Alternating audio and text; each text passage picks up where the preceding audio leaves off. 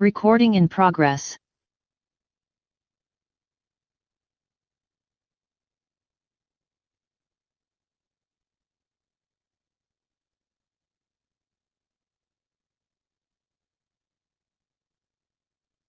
There will now be a moment for silent prayer or meditation. Thank you. Please be seated.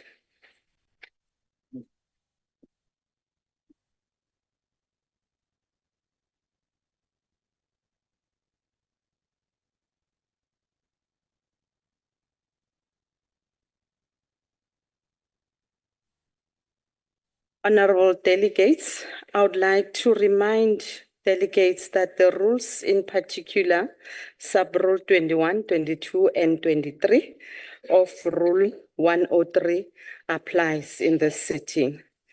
I have been informed that there will be no notices of motion or motions without notice, except the motion on the order paper in the name of the Chief Whip. I now call upon the Chief Whip to table the motion.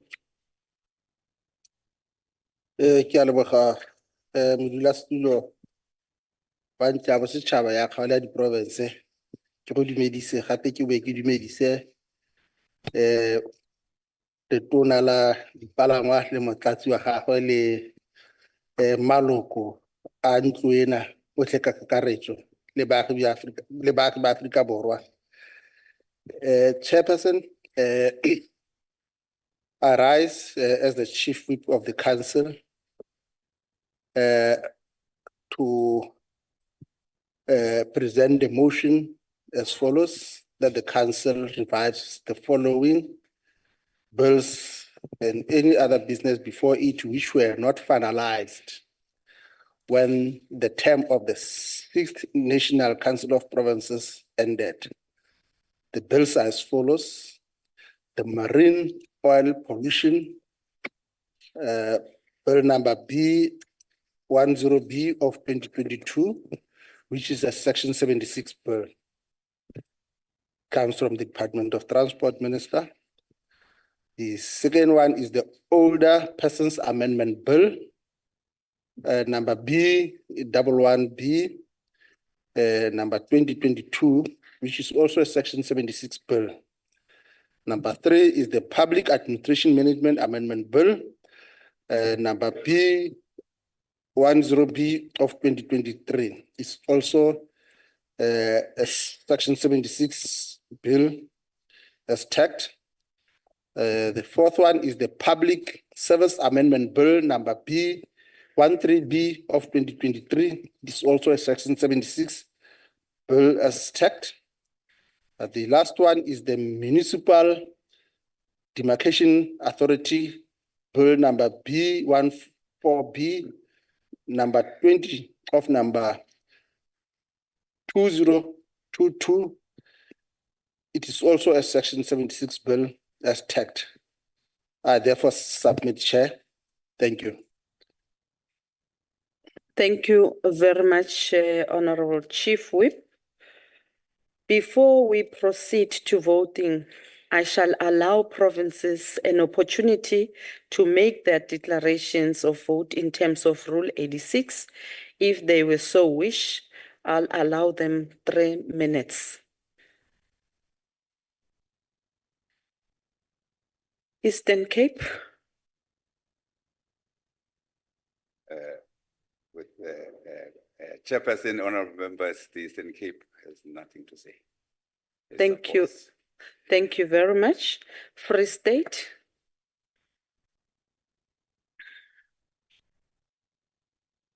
Chairperson, as far as I know, we did not receive a mandate from our province, so we would abstain. Gauteng.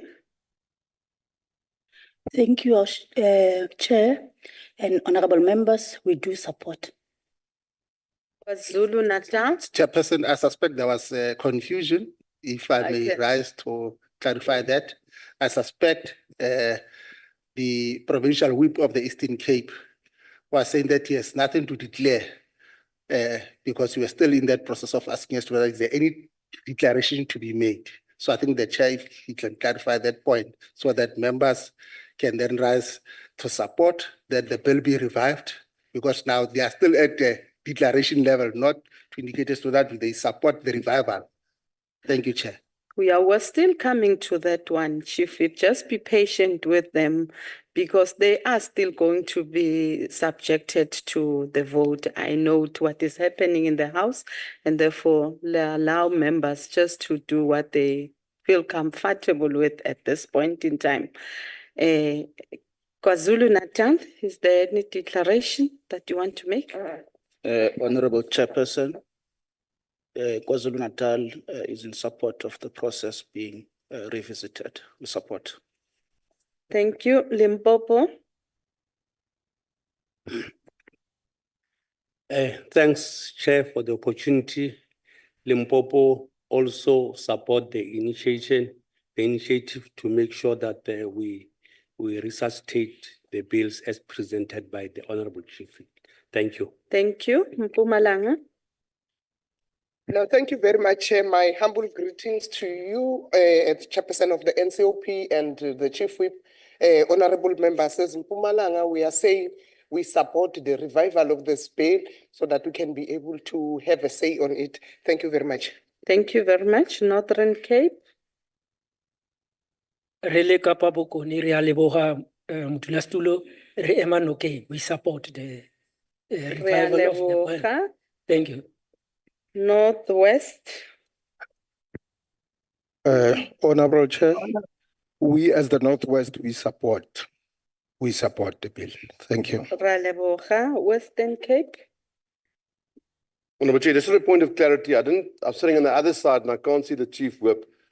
Are we voting on motion point 1 to 3?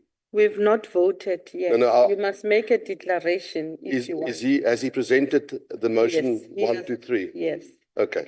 Yes, Thank you very that much. is- Then for clarity's sake, the Western Cape will wait for the voting to make their point on this. Thank you very much. No, thank you very much, honorable member. Chairperson. I'll now call upon, yes, Chief Whip. Yes, on the after consultation, we are only asking for the support on motion 1, because with the consultation that we have had with the secretary and the team, number 1 is encapsulating both 2 and 3, so it's only 1 after the consultation that we have had in the office. Thank you. Okay. I will now call upon the provinces to cast their votes. When called upon, please, heads of delegation, you must indicate whether you vote in favor or against or you abstain. Back to Eastern Cape. Madam Chair, if I may, just point of order. Yes, honorable member. Do we just maybe get the Chief Whip to then put the question again to the House before we vote on it, so that we all understand what on this piece of paper we're voting on? Because I believe there's now some exclusions. If we can just get clarity on exactly what we're voting on, please, Madam Chair. But honorable member, the Chief Whip has read the motion and he has already tabled that. I don't know whether we were listening or not. That has since been done. Now, the Chief Whip has read the motion, which he started from 1 right up to number 2 of what is before us. And that's what we must vote for. Honorable Nonkonyan. Chairperson and honorable members, on behalf of the Eastern Cape Province of the Legends, I rise to support the motion. I vote in favor. So. Thank you very much. The province of Gauteng. Thank you, Chairperson. As the province of the champions, Gauteng, we vote in favor of the motion. Thank you. Thank you very much. The province of Free State. House Chairperson, seeing as we do not know whether we have a mandate or not, we will abstain from voting. Thank you. Unless the table staff can inform us otherwise.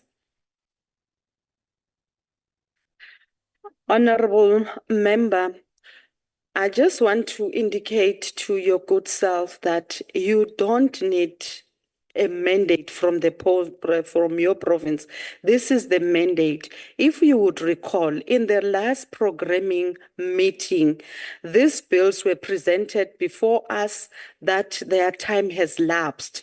And therefore, in terms of Rule 219, we do have 217, sorry, as NCOP, we've got an obligation whether to resuscitate the bills or we let them go off. We've since agreed that we will resuscitate the bills so that they serve the purpose in which they were intended for. And accordingly, we then have to table them before the House for the adoption by the House, whether and you were there in that meeting, and therefore the mandate of the province in this regard is not needed. The whips of the provinces were in attendance, and we unanimously agreed and that we will put the bills before the House for adoption. I don't know, Honourable Member, if I should afford you an opportunity to reconsider and recollect your thoughts with regards to the last meeting Can I that raise we've a had. point of order, Chairperson? Yes, Chief Whip. This is a hybrid session. The provincial whip of Free State is on virtual platform. She's the one that is rightly assigned the task to express on the province. Yes, but she must speak. Yes. She must speak. Can we request the head of delegations from Free State?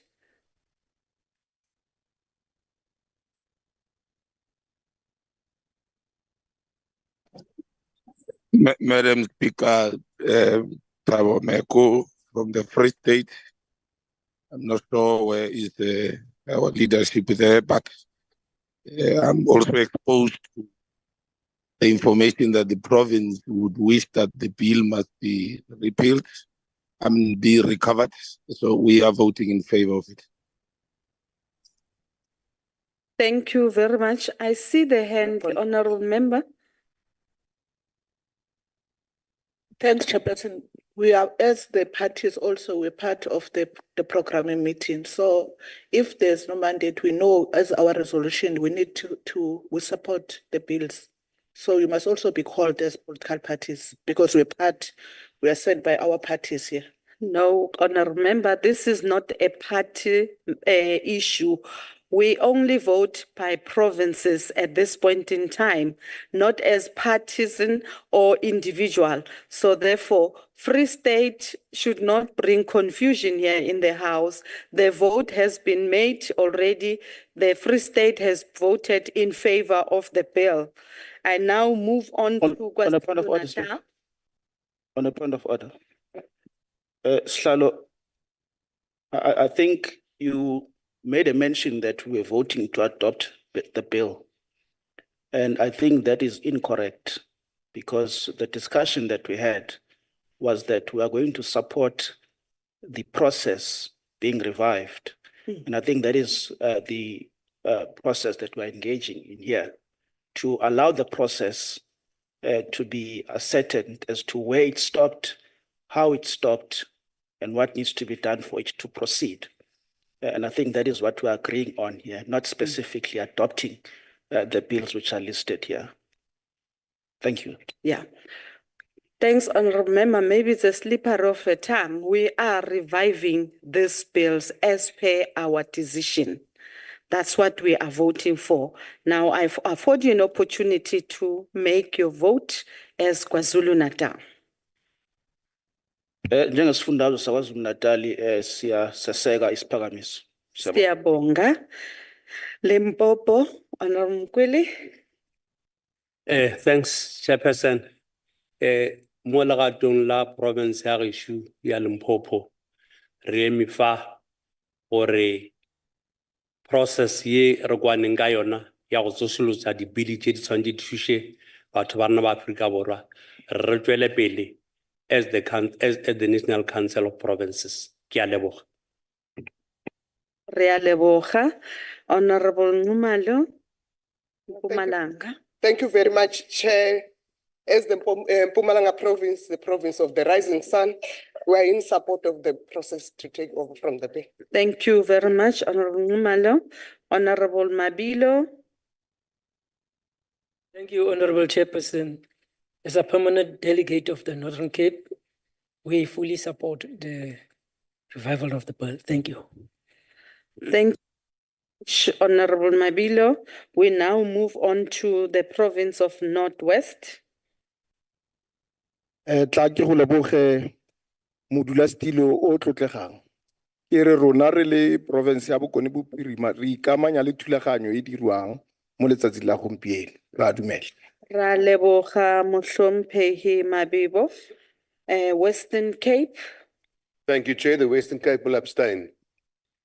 Thank you very much. Honorable members, out of 9 provinces, 8 provinces have voted in favor.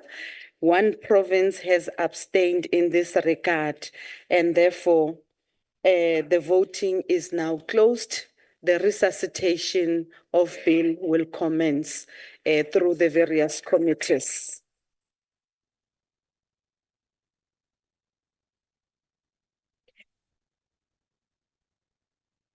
We are now proceeding to the order of the day, honorable delegates, which is the policy debate on budget vote 40, transport appropriation bill. I now call upon Honorable Chrissy, the Minister of Transport, to open the debate.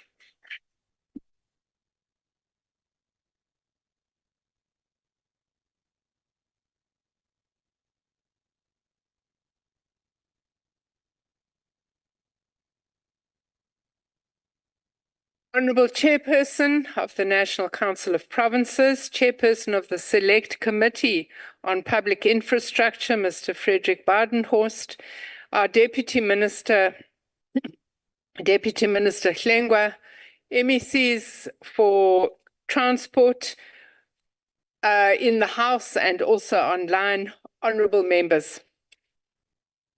2 weeks ago, in his opening address to the joint sitting, President Ramaphosa set about detailing the 3 priorities of this new government of national unity. The apex priority is inclusive growth and job creation, maintaining and optimizing the social wage, and building a capable, ethical, and developmental state. During the same address, the President highlighted the important link between a functioning transport and logistics sector and economic growth. Subnational government can play a significant role as an economic facilitator as well as a provider of social services. Since 2003, strategic road transfers have occurred, where the maintenance and upgrading of strategic roads have been transferred at the request of relevant provincial governments to the Department of Transfer, who then refer the request to SANRAL. Criteria used to evaluate the suitability of a road for transfer include considerations of the road's role in existing road freight networks, spatial development imperatives, SADC cross-border traffic and passenger flows, tourism flows, and population distribution. To date, over 17,000 kilometers of roads have been transferred from provinces to SANRAL. These transfers have assisted provinces to reprioritize budgets to rehabilitate roads that fall within their jurisdiction. SANRAL's second-tier projects include the work being undertaken to upgrade the N2 Kwamashu Section 25 interchange to the Mdloti River Bridge section and the upgrading of the EB Kluta interchange, both in eThekwini. Both projects will enhance community safety by improving road surfaces, expanding lanes, and improving pedestrian access to services such as schools and clinics through the building of pedestrian bridges.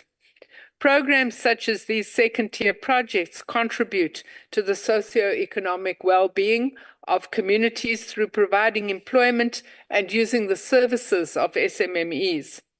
In the 2023-24 financial year, SANRAL has provided almost 12,000 work opportunities and employed the services of over 2,000 small and micro enterprises, mainly from communities in the vicinity of special projects.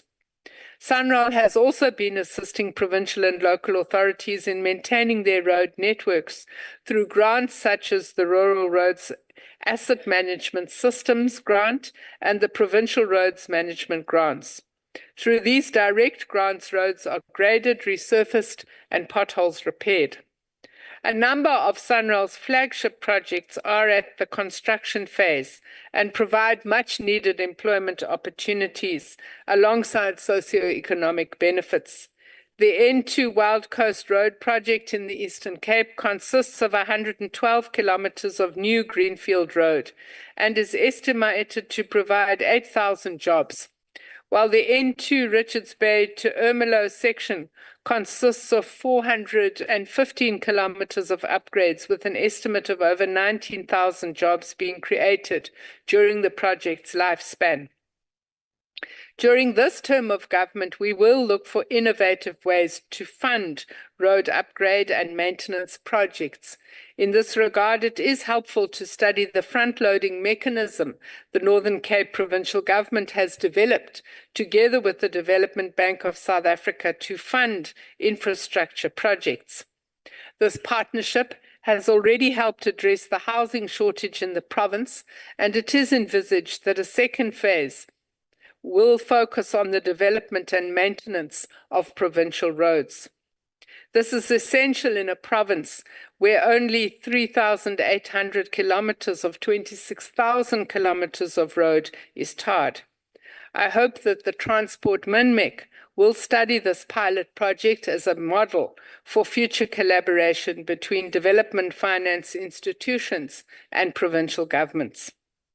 In many of our provinces, the road networks are being rapidly degraded by increased traffic of trucks carrying ore such as manganese and iron as well as coal. Much of this freight should be transported via rail, but due to vandalism and infrastructure damage on the rail network, the increase in heavy-duty trucks has led to a range of unintended consequences, including road accidents and fatalities. As part of the recovery of the Transnet system, the Freight, Road and Rail Migration Plan aims to divert rail-friendly cargo back onto our railways. This is being done as part of the work of the National Logistics Crisis Committee. The recovery of our passenger rail system is also a key step towards making our roads safer. PRASA has recovered 31 of 40 passenger rail corridors, allowing access at 268 stations nationwide. The 2020 National Household Travel Survey found that declining availability of rail services and damage to infrastructure means many households rely on alternative and more expensive methods of transport.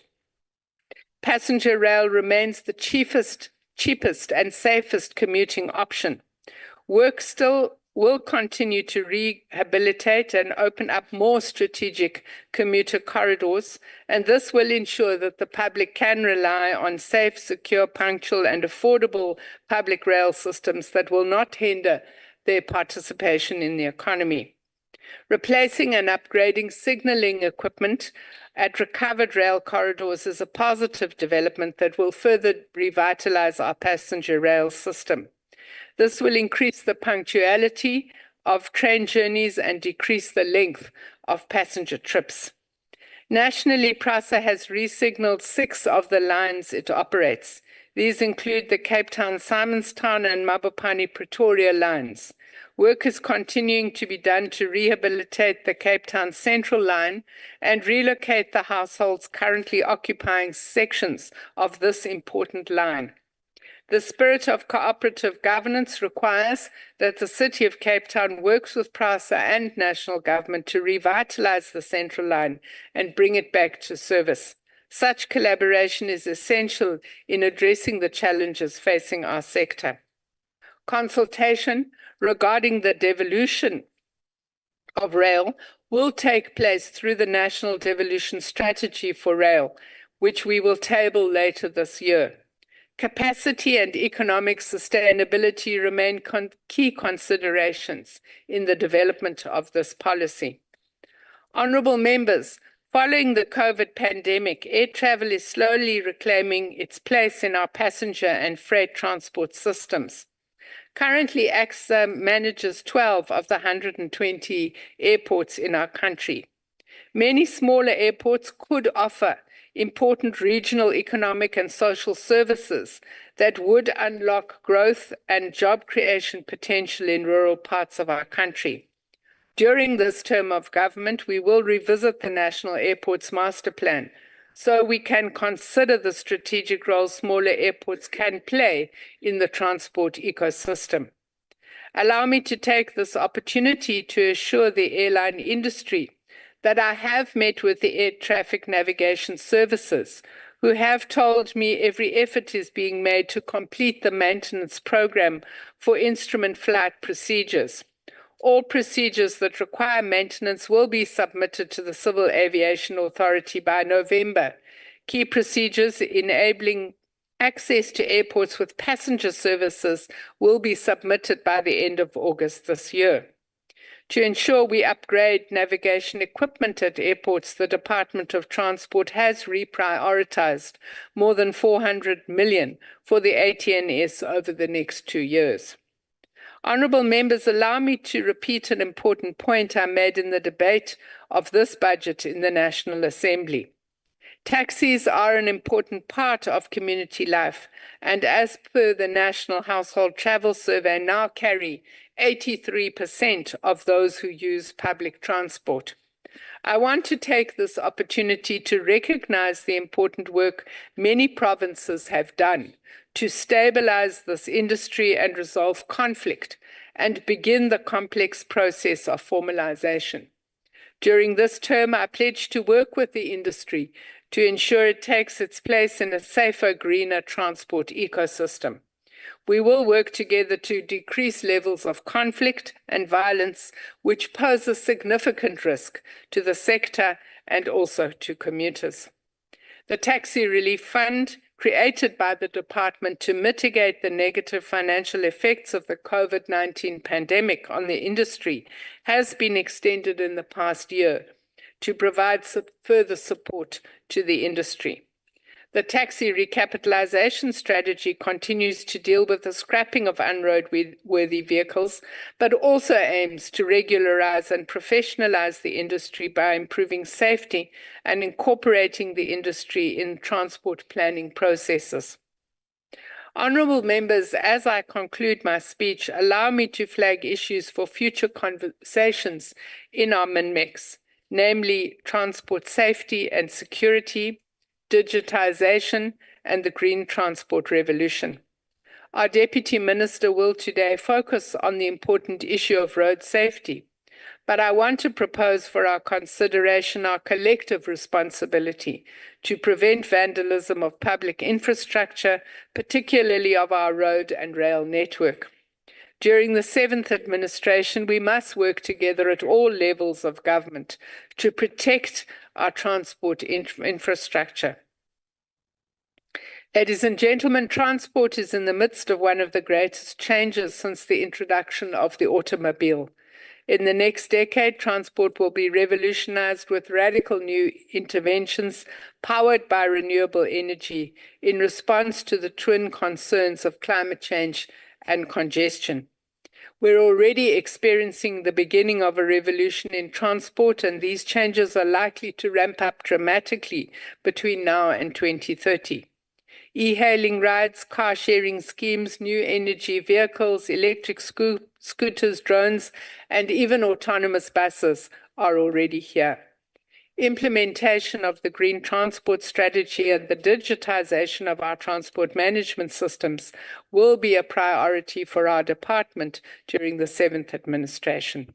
Thank you very much, Honourable Chairperson. Thank you very much, Honourable Minister. We now move on to the next speaker, Honorable Badenhorst.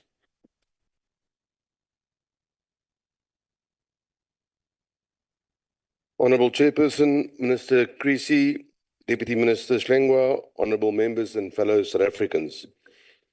The Select Committee on Public Infrastructure and Minister in the Presidency, having considered the annual performance plan and budget vote 40 of the Department of Transport, is reporting as follows.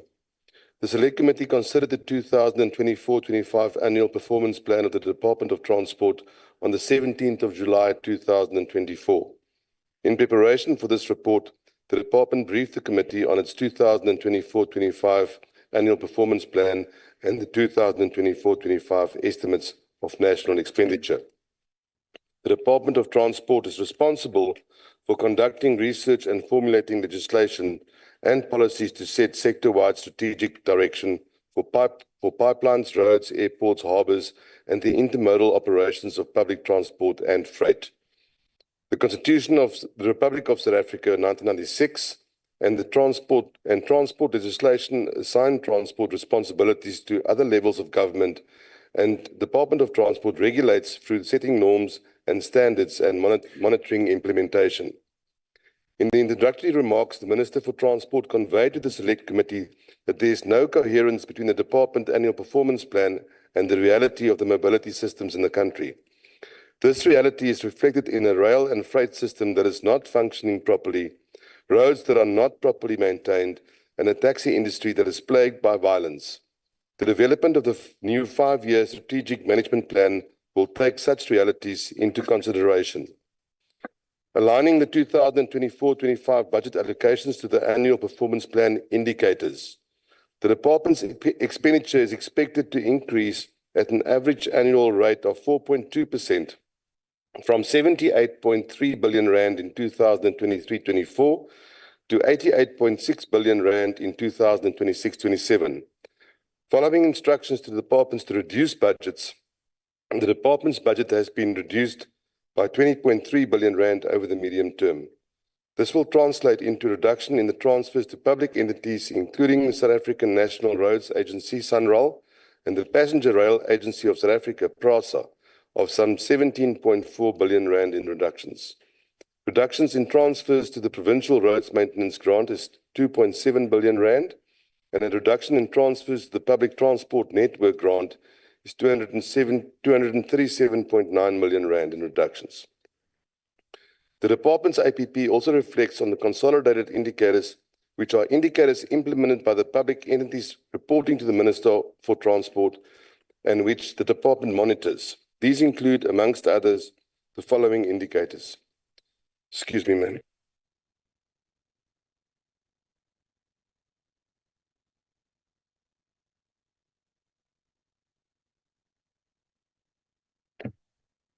These include, amongst others, the following indicators. A target of 5,000 direct jobs and 23,800 indirect jobs created through the PRASA infrastructure program. A target of 50 stations revitalized, a target of 25 PRASA lines in operation, a target of 90.7 million rail passenger trips, and a target of 238 rolling stock units reconfigured or refurbished through the central overall program. Transfers and subsidies account for 97.9%, some 250 billion rand of the department's expenditure over the next 3 years. These transfers and subsidies are to transport public entities and agencies to carry out their mandated functions, and to other spheres of government with concurrent transport functions through the Provincial Road Maintenance Grant, the Public Transport Operations Grant, the Public Transport Network Grant, and the Rural Roads Asset Management Systems Grant. The Minister has appealed to the Select Committee to focus on oversight efforts on monitoring the expenditure of conditional grants in provinces, as the reality is that some provinces that have poor road conditions return unspent grant funds to the fiscus. A budget of 86.8 billion rand has been allocated to SANRAL over the medium-term expenditure framework. The agency will utilize this allocation to maintain the national non-toll network, and 4.1 billion rand will be spent on the N2 Road Wild Coast project. 3 billion rand is allocated to the R573, the Moloto Road Development Corridor, and 2.3 billion rand is allocated to the Gauteng Freeway Improvement Project. Some of the observations and key findings of our committee. During the consideration of the 22-23 annual report, the department reported that a business plan and project plan have been developed for the transfer of the card production function from the driver's license card account, the DLCA, to the Road Traffic Management Corporation, the RTMC. National Treasury had been requested to support the dissolution of the DLCA and the transfer of all assets and liabilities thereof into the RTMC. The department reported that at present National Treasury is still considering the request for the decommissioning of the DCLA trading account. In response to an inquiry by the Select Committee, the department reported that the procurement of a new licensed card production machine is still underway. During the consideration of the department's 2022-23 annual report, it was reported that the machine is obsolete, prone to breakdowns, and poses a risk to the targeted production of some 6.5 million licensed cards over the medium-term expenditure framework period.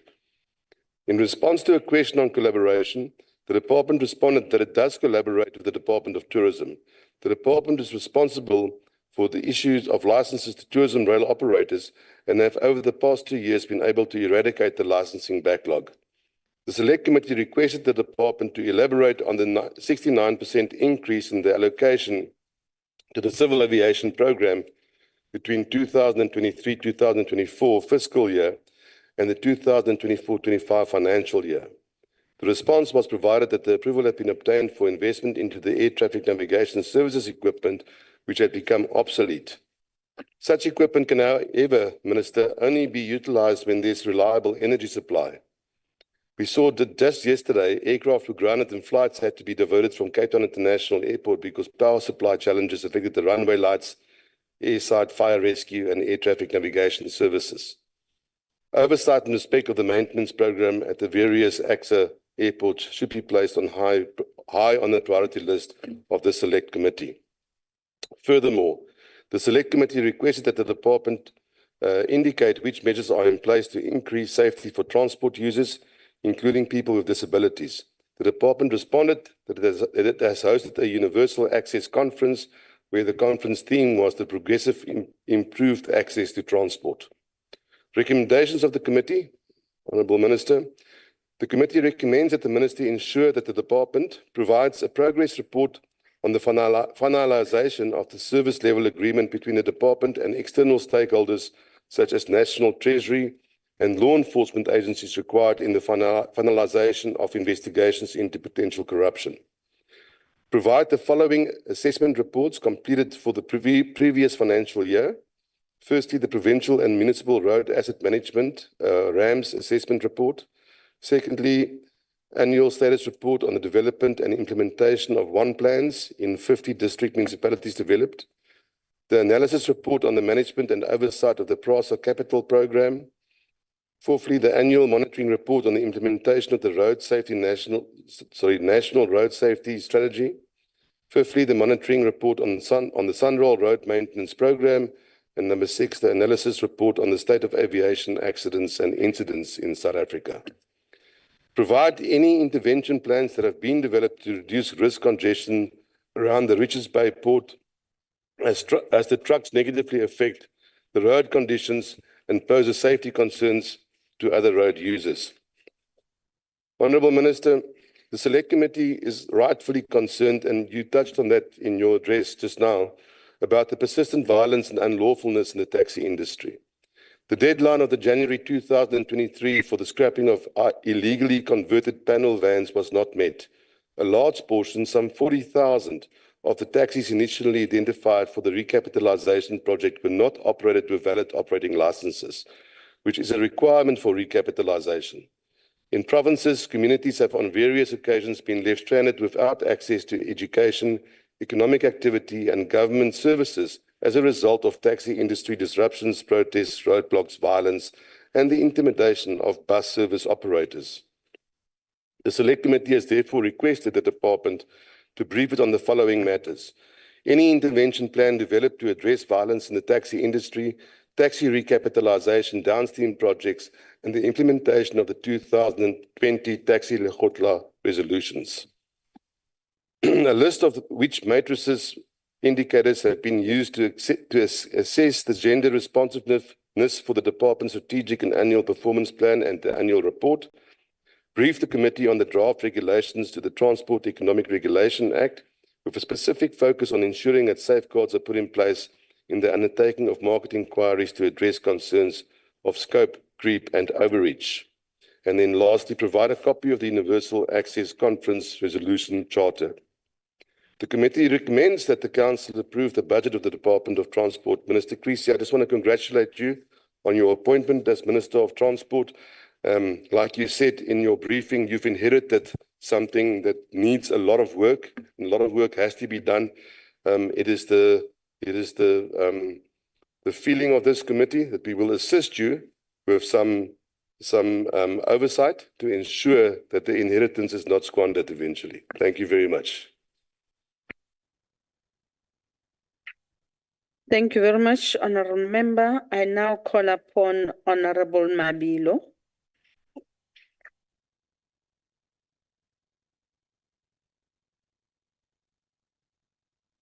Thank you so much, Honorable Chairperson, Honorable Deputy Chairperson, Chief Whip, Minister Creasy, Deputy Minister Tlengwa, all delegates. Dumelang, greetings to all. The transport sector is critical to the movement of goods, people, services, and freight. This sector plays the most critical role in our country, which has a vast geography, like South Africa, which is from south to north, equivalent to flying from Istanbul to London and passing many countries in Europe. Moreover, the country is far away from its major trading partners and therefore depend on the major modes of transport such as rail, roads, ports, as well as aviation transport. It is very important for us to ensure that the transport sector is efficient, is also very well oiled. The country itself is characterized by market concentration in certain geographical areas due to the country's economic dependence on mining and agriculture. The transport modes from the inland market to the coast, such as rail and road, are critical for access to the ports for the import and exports of goods and freight. Honorable Chairperson, the budget policy vote on transport is occurring at a critical conjuncture as the transport sector recovers from the severe negative economic effects of COVID-19 pandemic, the July unrest, and the floods, which severely disrupted roads, rail, and civil aviation transportation. However, Honorable Chairperson, over the past 2 years, the different modes of transport in terms of road, in terms of rail, in terms of civil aviation and ports have recovered. This in turn has facilitated the recovery of the economy. With regard to the entities that report under the Department of Transport have also recovered and are a going concern, with the exception of the Road Accident Fund, RAF.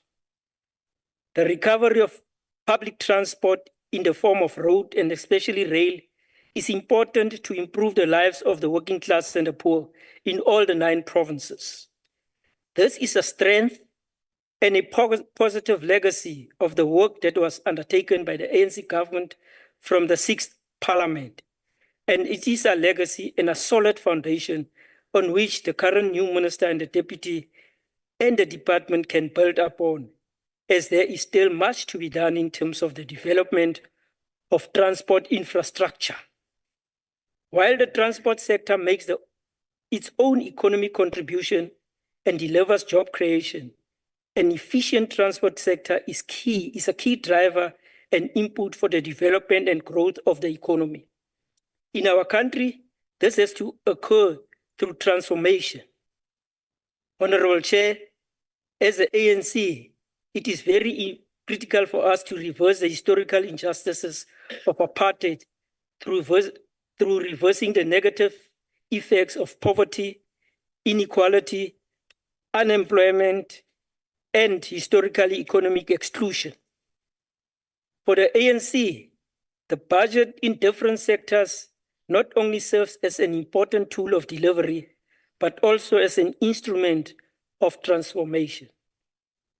Honorable Chairperson, the department is a policy department and its key performance areas are based on developing policy and legislation, as well as ensuring that the entities that report to it implement government policy and regulations. The entities are mandated to implement the programs, the projects, and infrastructure development of the department in as far as its budget is concerned.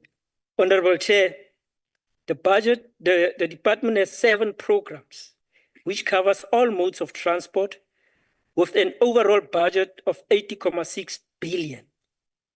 The budget reflects that department costs are under 2% of the overall budget. The bulk of the budget is dedicated to programs and projects to be implemented by the entities. This is only a slight increase from the previous budget, but it is no small budget. We need to feel the impact of these programs and budgets on the ground in all the 9 provinces. And this will need to translate into increased economic activity and job creation in all the provinces. The department and its entities must ensure that it achieves the optimal value for every rand and cent spent through its impactful and qualitative spending. The entities, the provincial government and local government must ensure that transport infrastructure is developed within the timeframes and within budgets. It is imperative that the national department ensures that the provincial departments have the capacity to implement road maintenance and development in the 9 provinces.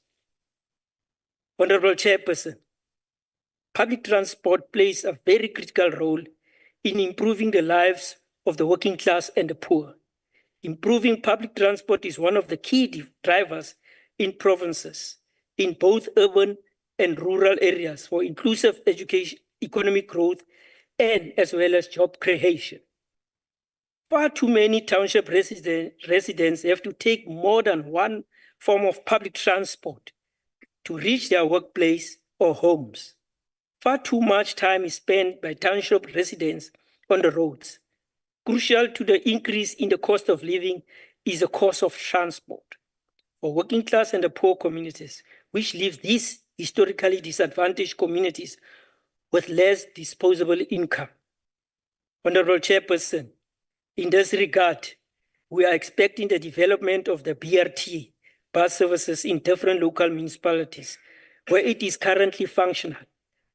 Honorable Chair, furthermore, it is imperative that the development of the BRT bus system is expanded to all other municipalities in the financial year and in the term of the 7th Parliament. Honorable Chair, PRASA has also embarked on a major capital program for the restoration and modernization of commuter rail system. This means that the BRT bus system and taxi services need to be integrated with the commuter rail services to provide an efficient public transport system.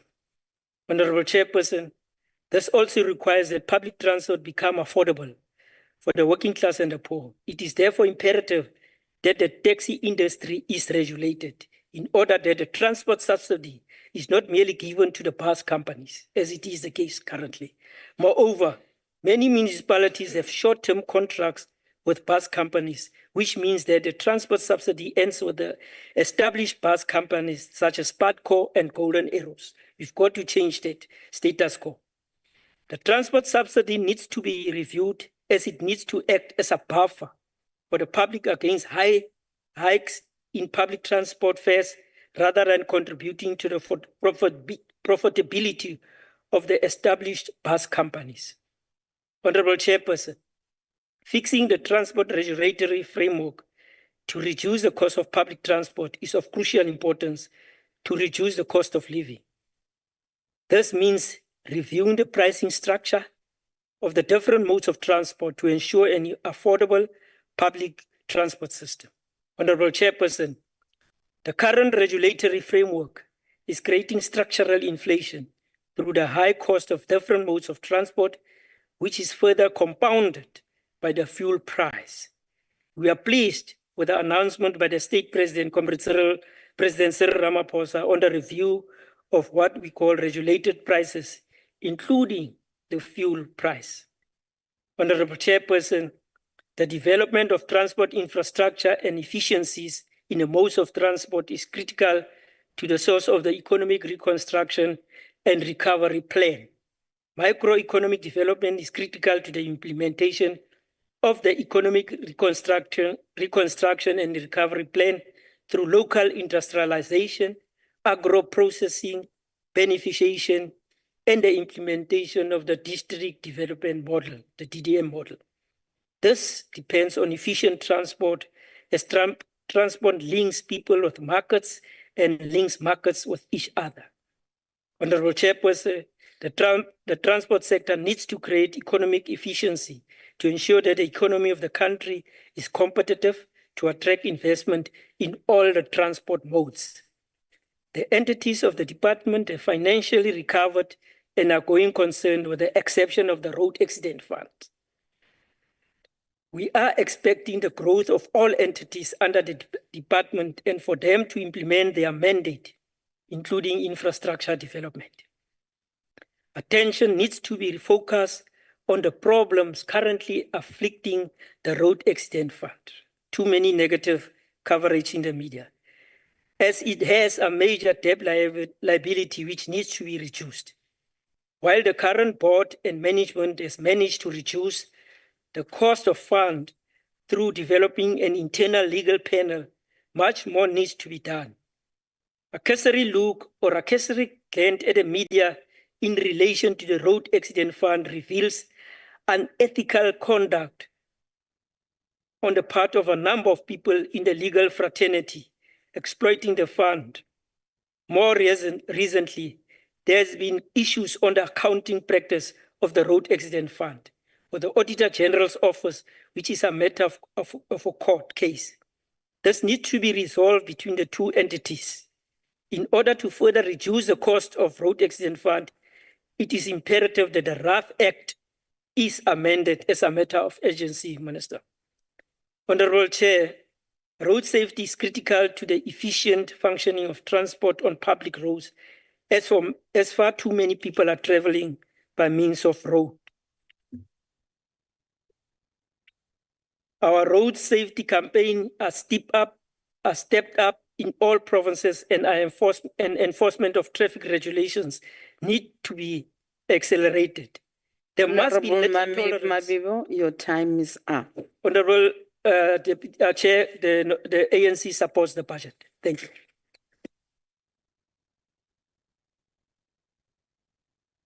Thank you very much. I now call upon Honorable Skier Kocher.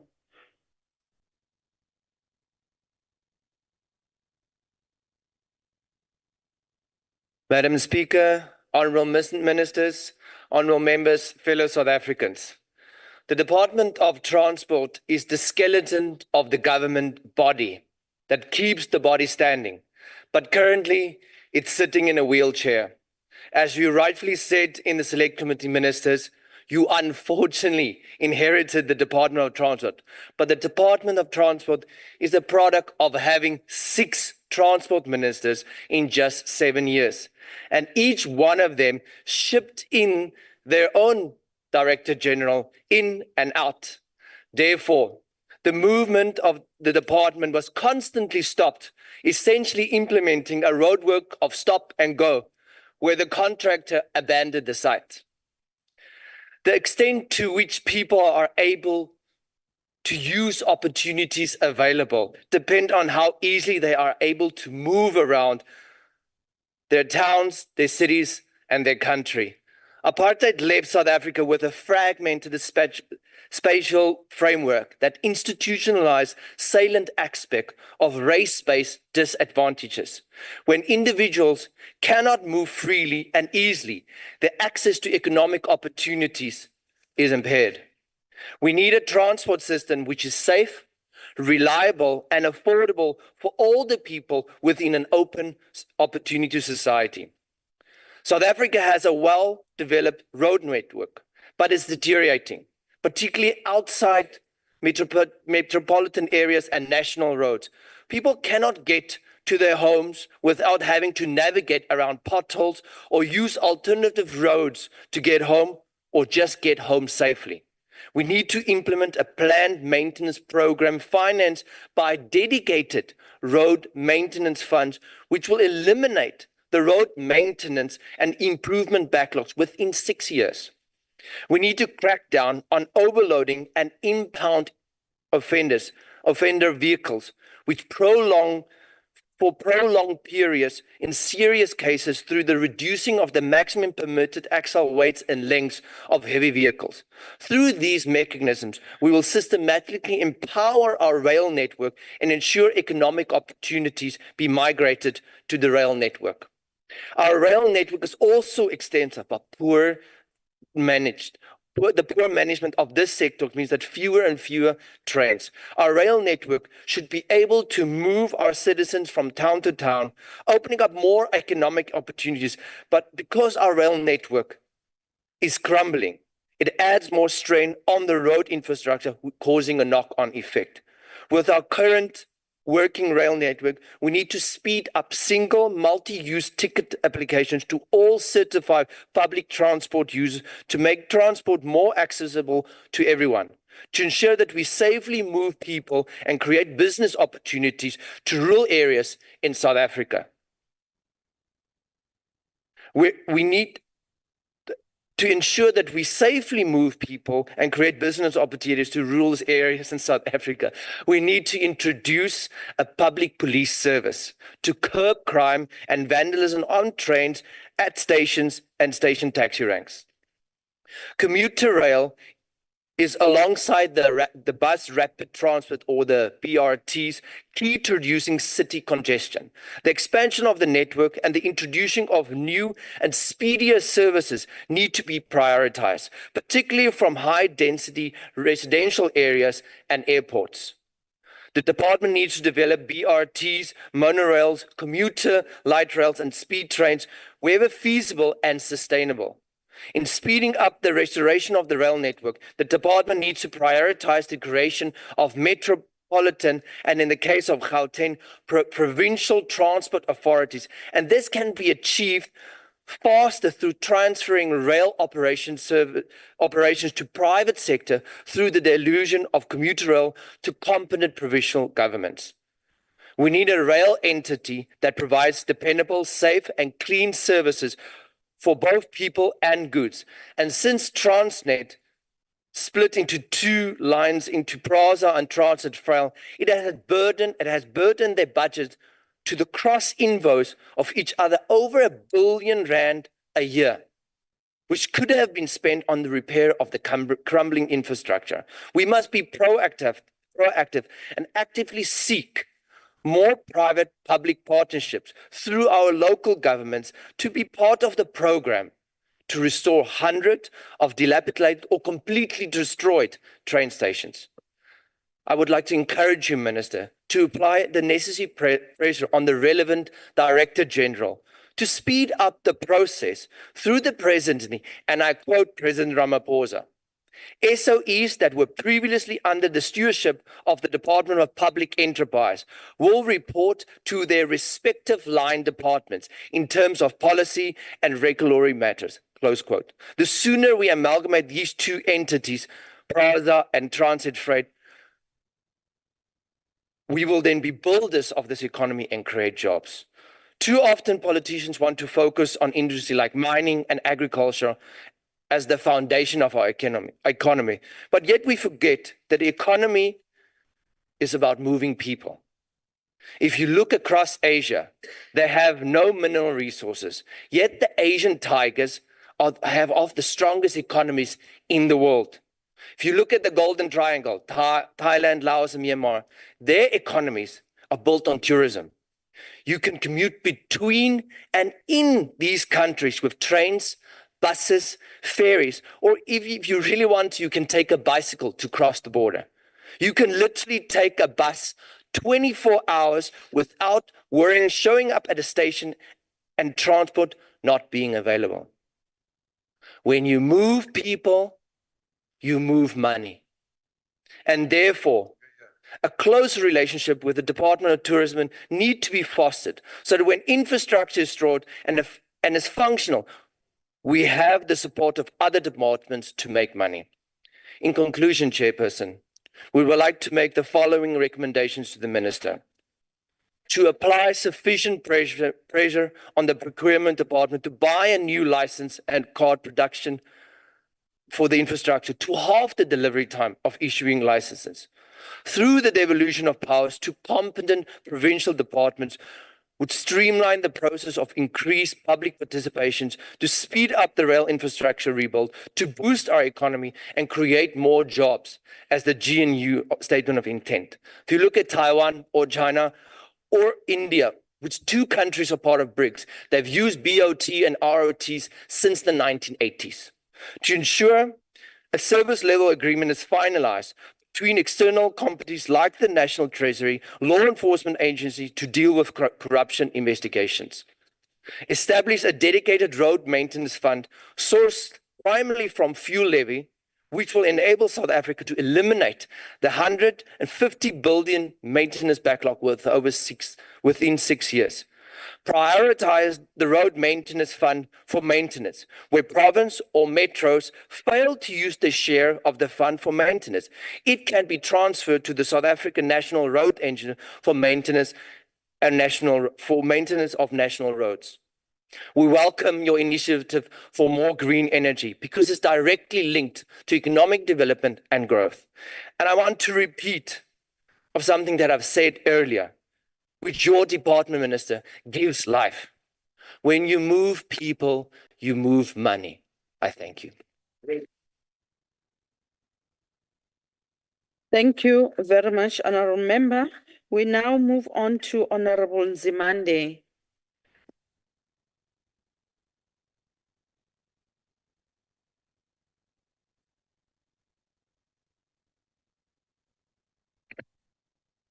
Honorable Speaker, Honorable Chairperson, Honorable Minister and the Deputy, Honorable MECs, Honorable Members, I rise to address the matter that is a catalyst for development, enhancing access to opportunities, including economic opportunities and serving as a link to communities. It is incontrovertible, Honorable Chair, that our people are casualties of unsafe roads. They are being maimed during taxi violence. This makes us to have a reasonable presumption that kunesandla esisithathu, a third force in this taxi violence. It is always alleged that some senior government officials, including senior officials in traffic department, are definitely taking sides and are directly involved. And they are on a payroll of some taxi bosses. We've had a whole view that lo hulumeni wombimbi, yathi inkokheli babeletheng. Now Uqobo has no political will to speed up uxhaso ngokwezimali la embonini yamatekisi. Also, it does not have a political will to speed up issuance of permits for taxis, taxi industry, and so as it does not have a political will for the resolution of road disputes, which is a genesis for violence. We, Honorable Chair, have critically analyzed, and it's evident from the plans that are linked to this debate, and that these plans do not appreciate the inherent challenges confronting citizenry. We'll just deal with few matters around that. We have critically analyzed the documents presented before this August House, including the APP, which ordinarily or interchangeably known as AOP, oximetric facts evince that the performance indicators and outputs have no causal link with performance outcomes, meaning there is no alignment between the causal factors and the effects.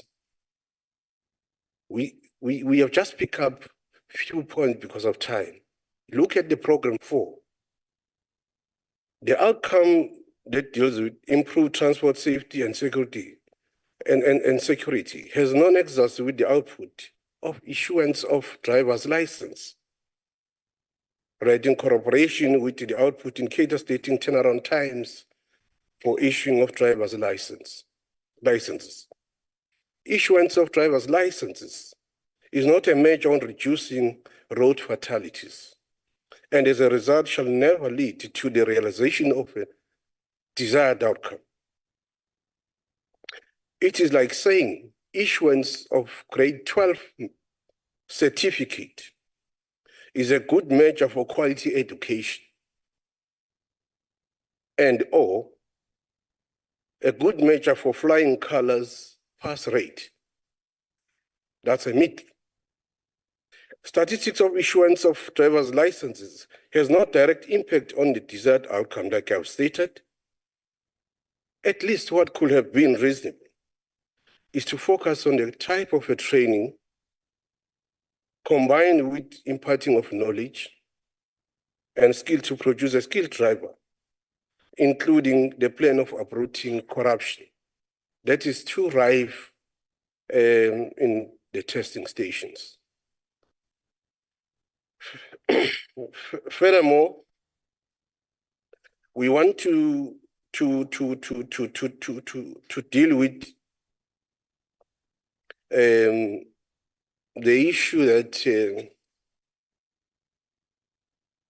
the desired outcome that deals with increased access to affordable and reliable transport system. That is too vague. Equally, this outcome can never be realized through an output couched as compliance with the user pay principle, and so through an output indicator couched as compliance with the user pay principle monitored. How can compliance with the user pay principle be a measure of increased access to affordability and reliability? Furthermore, how are you going to measure increased access and affordability when the majority of people live under poverty lines? About doing what is affordability for them?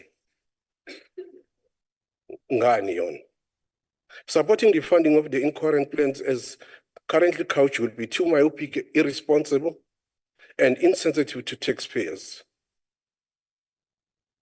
The reduction of budget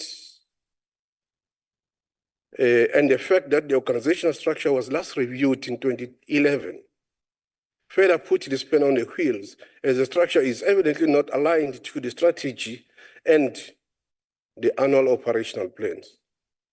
This further is compounded by the fact that the department, as at the end of March 2023, had a vacancy rate of 23.62%, and with the turnover rate being 6.96%. This is against the very same outdated structure. Further to this, it is not feasible for the department to fill vacancies owing to the embargo imposed by the TPSA on filling posts. Furthermore, the reduction on the budget shall adversely impact on the national pothole initiative termed Operation Valazonke, since clearly the refurbishment and maintenance budget has been scaled down, and this scenario will equally affect the Weli Sizwe Bridge program, whereas our people, including school children's lives are at risk, particularly during stormy seasons. Mawugudla uthukela kukhona izinto okuthiwa otebetebe. Akunzima kabi nje ukuthi abantu bawele izingozi ongakazibona. Abanye abantu bawela emfuleni ogcwele namabhokisi abantu bakithi behliswa isithunzi. Accordingly, as the NCOP, we are emphatically opposed to this budget. Instead, we profess and advocate for the following: integration of public transport and accomplish subsidization of the taxi industry, establish a state-owned fund to finance the taxi industry on a developmental basis to free the industry of the clutches of the parasitic finance industry, establish a state-owned taxi and bus manufacturing company to provide affordable, safe, and green vehicle, increase access and provide an integrated transport system in the rural areas by revitalizing the rail system across the country and rebuilding train stations in small towns and rural areas. Recapitalize PRASA and reactivate contracts with reliable component manufacturers. Revamping and expanding the rail system nationwide to boost rural economies, address spatial inequalities, and drive industrialization. Develop technologies to monitor and protect the safety of the rail system. Increase budget. Remember, your time is up. Ngenhlonipho ngiyabonga sihlalo. Akufananga. Siyabonga. I now call upon Honorable Makesini.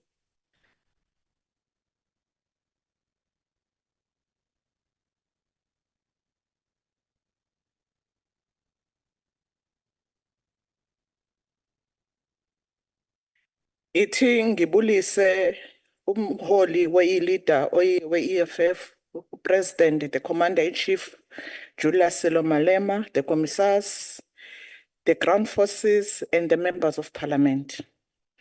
Ngibulise uMinister no-Deputy Minister, Chairperson kule veki ephelile singumbutho we-EFF besihlangene lana eKimberley apho besicelebrate i-life ye-EFF for 11 years. We celebrated, amongst other things, in this 11 years we're advocating for the function and the capacitated state of own transport companies. Because into esiyibonile apha emigaqweni masihlangana nabantu kune problem transport, abantu betransport, i-transport ethu ayikho safe. The economic freedom fighters has been at the forefront of unbroken struggle for accessible, affordable, and safe transport for our people, particularly abantu abakhubazekileyo, because abantu abaningi bakhubazekile abakwazi ufumana i-transport xa beya kuma-taxi rank, ufumana i-taxi rank ezinama-steep, they can't access even nama-taxi la bawagibelayo. So yiyo into esibonileyo. So the current transport system fails to provide adequate access for poor and workers, particularly for those who living with people living with disability. We have also been at the forefront of emphasizing the importance of integrated all mode of transport across the continent to enhance the economic integration within the region. After 30 years of the democracy, there are still communities without bridges. Bawela emanzini emifuleni. Ufumana abantwana la kwaThepen eChrisani Eastern Cape beflada badliwe bangakwazi ukufikelela esikolweni. Omama pregnant abakhona ufihlela di-clinicing. Ubana haba ya di-clinicing, haba tlameha ba lo etsa di-check up. Abakhona ufeta ha una le dipula bane metsi a tletse ditsela. Mane Enguthu in the KwaZulu-Natal kune area ezifana no indlela ezifana no Babanango, indlela yakhona imbi kakhulu. And abantu abahlala eqhudeni, Deputy Minister, uyayazi kunzima uba mabafumanelele ama-services because indlela eyeqhudeni engudu imbi kakhulu. Chairperson, we also like to take this opportunity to extend our condolences to the families of 11 primary school people no driver ofumane accident man apha eMorafong eGauteng eWadela apho bebafumane accident early this month. Sithi may their soul rest in peace. This tragedy of lost life highlighted the critical importance of road transport, that the road transport is not safe. We need to make sure abantwana bethu abagibela i-transport besezikolweni i-transport abo is safe. In the Eastern Cape, there are still areas that there is no road. Xa abantu bengcwaba, imingcwabo belanda imizimba, befanele bayongcwabe ezilalini. If imvula inile, i-funeral will run without umzimba ufikile ekhaya because they cannot transport umzimba bawuselalini ukwazi ungcwaba. So indawo ezinjalo sicela i-department ikizijonge. Phaya edutywa eButterworth eMatatiele, indlela zakhona zimbi kakhulu. So abantu abakwazi uku-accessa i-services, abantwana ba-endapha bangayi esikolweni, bemisa i-days zabo esikolweni because indlela ayifikeleleki, especially xa kuna imvula bengakwazi uba bangaya esikolweni. The scholar transport, that transport 100 of children to school also must be accommodated, be supported, because most of the time they are not getting paid in time and the motors are, but they are not monitored, they are not safe to transport our children. Even the roads that are using, they are not accessible. So they affect a lot of people. Abantwana kufanele bafumaneke esikolweni bamise exams zabo because indlela abahamba kuyo ayikho right. Learners from Shialongo village between Low Greg and Babaton in Bombela. Umalanga, the last is one of the examples so they have mixed the mixed classes abakwazi ubhala exam ngenxa yokuba indlela yangafikeleki bangakwazi uyobhala exam zabo. Bahamba almost 10 kilometers ukufikelela esikolweni ukuba indlela imvula inile so that bakwazi bayobhala exam. Not all of them they bakwazi ukuyifikeleleka ezindleleni. The road infrastructure damaged by floods is still not fixed, especially in Krisane region. Kunendawo apho nangoku abantu bengindlela zingeka siya kwezinye isizini zemvula situation will be the same. Kukho le operation nani sithi nguvala zonke apho nani ilonchwe last year that the department must kuvale all the potholes. Indlela zikava iprogram kavale zonke is a shame because not all indlela nivale nihambe nifike phakathi nivale uba umuntu ufika njani kula pothole bese nivalile nithi uzazibona funeka athi mabuyane whether ndizawuhamba kwecala okanye ndihamba phi, but literally indlela imbi eStern Cape. Kodwa nanenze iprogram ekuthiwa kuvala zonke. Sicela la program minister ibe yiprogram that to prioritize makungavalwa i-potholes kwindlela enibona imoshakele. Makulungisa indlela apho kune pothole isaqala mayiphiwe i-attention. Yet our road are still invested with the potholes. Kodwa kwakhona program eMpumalanga nadlala ngopresident wayovala apho bengafananga yavala khona. And every day we receive reports of the accident that are caused by this pothole, and a majority of the municipality they had to pay the bill babhatala ababantu bemoto because imoto zabo damage and the municipality have to pay up the bill while our municipality are struggling. So the issue of the potholes is a problem. We also reject this budget of the department because through the years of you made commitment that you'll provide a safely accessible and affordable road. But to date, there is no safe and accessible road. Sibonile kulali zethu apho siphuma khona. When in reality, our public transport is inaccessible, is very expensive, unsafe, especially ama-taxi, because abantu abaninzi 70% of our population use ama-taxi, but taxi they are not safe. A move towards the formalization of this industry was established of the taxi industry in 1999 under the Taxi Recapitalization Program. 25 years down the line, the industry is still in the process of being formalized this program. Kanti ukuthi nenze iprogram nifike nithathe amaqhinga ixesha elingakanani. Chairperson, despite their limitation of taxi remain effective mood and for all our people, because yona transport esithembileyo, because yona taxes fumanele kayo. However, funeke nabo abantu abadisabled, abantu beteksi babakhathalele, babanakekele, babaprotecte, especially ma taxi renkeni abo. There are taxis managers and taxi bosses aba operator taxis about clean, like the taxi rank of Dandi and Umeni. There's a taxi manager called Mr. Zwane of Dandi. If we can go to that taxi rank is very clean. And we will never be robbed at Dandi taxi rank, because the taxi manager and the team that is working there, they make sure they protect our passenger abo, because they value imali abayicontributayo. So we need to applaud abantu abafana no Mr. Zwane wasendumeni aba make sure ba umuntu omnika i-R10 ubalulekile empilweni yakhe, and they take care of their client. I never saw such clean taxi rank like at Dandi in KZN. Mr. Zwane ne team yakhe basebenza kakuhle kakhulu. Chairperson, in Free State, there's a problem. Ye permit abantu base Free State abafuna ama permit abawafumani, because there's a person who feel ukuthi funeka ufumane permit, funeka umnikeze imali. You need to visit unannounced visit to the Free State Department in your check ukuthi issue ama permit ifumane kanjani.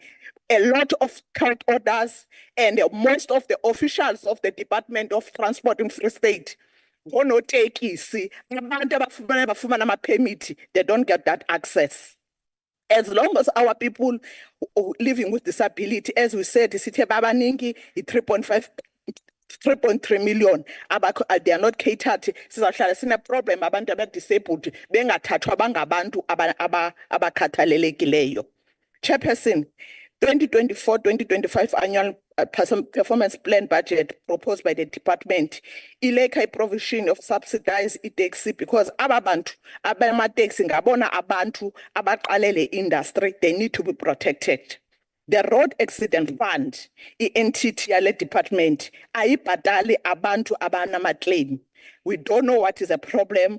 The problem enkulu to this department. We need also to make sure ukuthi i-payment, especially as a right, ezenziwe ngendlela e-right, umuntu makangahlali 8 to 10 years afumane i-claim, abhatale i-claim yakhe, because aba bantu abafumana accident, majority of them, they were breadwinners. Bashiya abantwana besesikolweni, abantwana be-end up be-drop out because i-payment zabazali babo azibhatalwa, abantwana bangakwazi ukuya esikolweni. So the RAF is a problem. There are a lot of cases in that department. And you go to the file zabo zise officini ngasemuva zigcwele, they are not attended to in Pretoria. Under this department, the scholar transport, especially in rural areas, sine challenge eziningi. Nayo, you need to give an attention to it, because if you want abantwana bethu baphumelelo, must make sure bafika in time at school, safe, abahambi i-distance ezinde ukuthi bafike esikolweni bakwazi ukuncedakala, because imfundo iyona ezakwenza baphume kwi-situation abakuso. The existing legislation structure pedo is unfair, is discriminating majority of the people, and we need to provide in the process of white paper provision so that integrated into a public transport eka 2007. It must be enforced to the guarantee accessibility for vulnerable and population. The Batu Pili principle, which is a slogan in all our department. Abantu mabanga bama line amade itlamuntu a traffic department arisanse Asia. People, they must, client might figure member your community review a license, pay attention as they deserve, because they are their bosses. Because when they apply, but they're available to service the people. You go to Free State in Velcom Traffic Department. If you go to renew your license, you must photocopy. There's a person outside, there is no paper, must go to that person to the container to do the photocopy.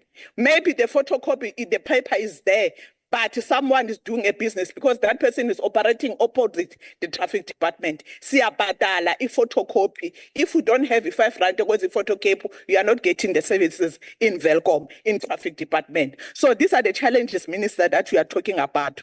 The cost of my city dial ride is very expensive. It's not accessible for our people. Even the waiting list is too long. You need to shorten the process. Let's make the issue of my city dial ride to be accessible. Nabantu abamnyama bakwazi ungena kule business. Ingabi kanti yenzelwe abantu abanemali. If sithi sifuna utshintsha imeko zabantu abamnyama, masicingele abantu xa senza i-project ezenza abantu babe accessible to the business.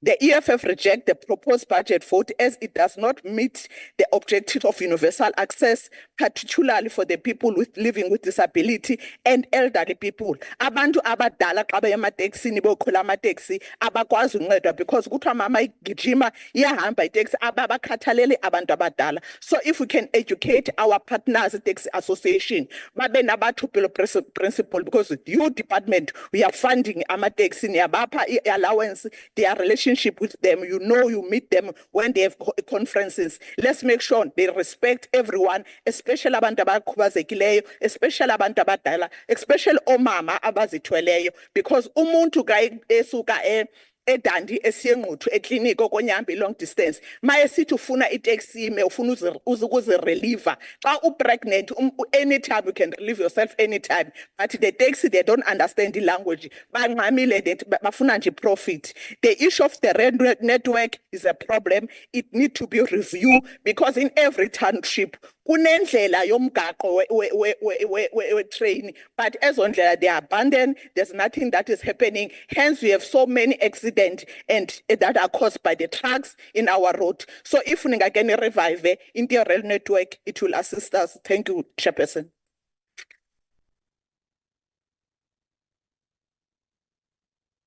Thank you, Honorable Member.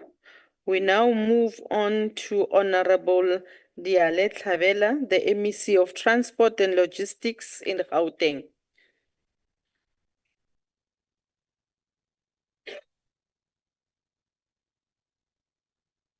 Honorable Diale. Thank you very much, Chairperson of the NCOP, Mayor Mtshweni Tsipane. Good afternoon to you, honorable members. And Honorable Diale, can we request you to switch on your camera? My camera is on, Chair. Yes, you are now visible. Thanks. Thank you very much, Chairperson. Let me pass my regards to honorable members in the House, to the Minister and the Deputy Minister, and the members of the portfolio committees, as well as my colleagues in other provinces. Honorable Chair, 2 weeks ago, during the opening of Parliament, President Cyril Ramaphosa outlined the country's developmental and economic roadmap for the next 5 years. Fundamental to this roadmap was an acknowledgement that despite the achievements of 30 years of democracy, as South Africans, we're still experiencing high levels of inequalities. To address this age class challenge, the President underscored the fact that the medium-term development plan will set out a well-defined vision and strategic plan that outlines clear goals with specific measurable objectives and a roadmap for achieving them. He further highlighted the National Development Plan Vision 2030 remains a defining blueprint for our country's growth and development. And I think that we have seen in the presentation by Honorable Minister Barbara Creasy here today. Madam Chair, as Gauteng, we align and support Ntate Ramaphosa's economic vision. We further reassure all South Africans that our commitment and resolve towards building accessible, is towards building accessible, safe, reliable, and affordable transportation service, and that remains unchanged. To be frank, a Gauteng transportation that does not adequately address the citizens' expectations around their safety, livelihood, social integration, as well as economic advancement has potential to not only impact Gauteng alone, but South Africa as a whole. We are fully cognizant that unless we strengthen the province's capacity to deliver services to the people, combating crime, improving infrastructure in marginalized communities, we shall not succeed in any of our endeavors. As a collective, we have identified departmental gaps, both operationally and strategically. Internally, issues such as capacity building and skills review are receiving our urgent attention. To this end, we are making progress in not only filling and capacitating various posts, but we are also conducting review on the performance of our entities. More importantly, we are inculcating a new culture of doing things faster and smarter. We have collectively mapped out evidence-based solutions to be implemented in the immediate as well as those that are futuristic. To give effect to this undertaking, we adopted a collaborative approach by partnering with like-minded stakeholders across the sector, such as institutions of higher learning in our province, as well as the CSIR and subject matter experts continue to support and enhance our knowledge base through empirical research as well as global modern trends. Madam Chair, having provided this August House with a strategic overview, as well as our unflinching resolve to implement the 2024-2025 financial year for the Gauteng Department of Transport and Logistics budget, outlines our commitment as well as planned implementation of the Gauteng Integrated Transport Master Plan over the 5-year period. This year, we've been allocated with a total budget of 9.43 billion. This allocation, in comparison to the 2023-2024 financial year allocation, represents a 6% decrease. This decrease is attributed to, amongst others, a reduction driven by once-off allocation from prior years, necessary internal budget reallocations, and the pressing national cash constraints we face. Cognizant of this fact, we are determined to use the allocated budget judiciously in executing our duties as a department. Madam Chair and honorable members, from this total allocation, only 354 million will be dedicated to administration of the department. This administrative budget constitutes only 4% of our total allocation, underscoring our commitment to efficiency and effective management. The remaining 96% is firmly dedicated to core service delivery of the Department of Roads and Transport in Gauteng. The economic classification of this budget reveals a significant increase only in the compensation of employees. This rise is crucial as it addresses the need for additional staff in core service delivery units and fulfills the financial requirements of the wage agreement, which is largely beyond provincial control. Consequently, the compensation of employees has increased from 801 million to 894 million. Additionally, there has been a modest increase in the allocation for goods and services, primarily due to a 160 million rise in the provincial road maintenance grant. However, it is important to note that overall allocation for the department's operations remains constrained, with other economic classes seeing reductions or no significant increase. It is unfortunate to report to this August House a 7% reduction in the total infrastructure budget from 2.9 billion in the previous financial year to only 2.7 billion. This decrease is a result of reduced allocations across the province and the need to balance competing priorities. Despite these financial constraints, we remain committed to delivering vital infrastructure projects that support our province growth and development. Regarding the bus subsidy, we have seen a marginal increase of 3% from 2.7 billion to 2.9. This nominal increase represents a reduction in real terms, necessitating potential arrangements with operators should the allocation be exhausted before the financial year end. This allocation also does not cover the additional kilometers required for the Moloto corridor. On a brighter note, we are pleased to announce that Northwest Star is back in operation. As a result, funds previously allocated due to Northwest Star's poor or non-operation have been restored. As we are approaching the end of July 2024, their claims are just above 25%. Madam Chair, we shall continue to strengthen our resolve around compliance and respect for the rule of law across the sector. We are committed to ensure responsibility, transparency, and accountability on the allocated public funds to the department. We also note with disappointment a 9% reduction in the EPWP grant from the national government, decreasing from 4.1 million to 3.1 million. We will need to improve as a department with respect to widening the net for job opportunities using this grant and further ensuring that we are fully compliant with the conditions of the grant. We also take note that it is our responsibility to create a conducive environment for sustainable job opportunities. Despite this setback, we remain steadfast in our resolve to be the province's largest revenue collector. Our current revenue target of 5.2 billion, marking a 4% increase from the previous collection of 5 billion. This balancing act aims to protect vehicle owners in our province from exorbitant increases while also addressing the e-toll debt repayment. Madam Chair, in conclusion, whilst change is rapid and often disruptive, it needs to be embraced. No matter how hard it gets at first, in the long term, change can be beneficial. Whether one looks at change through technological, institutional, or intuitive lenses, we need new mindsets and ways of doing things across this important sector. We are therefore making a clarion call to those who share our vision to join us with sustainable, innovative ideas as we reshape transportation to derive long-term economic benefits for the citizens of the Republic.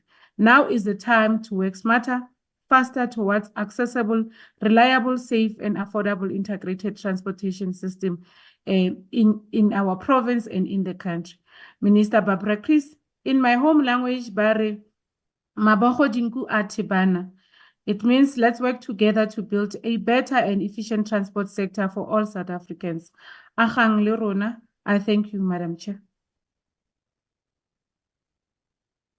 Thank you very much, MEC. I now invite MEC for Transport and Human Settlement in KwaZulu-Natal, Honorable Duma.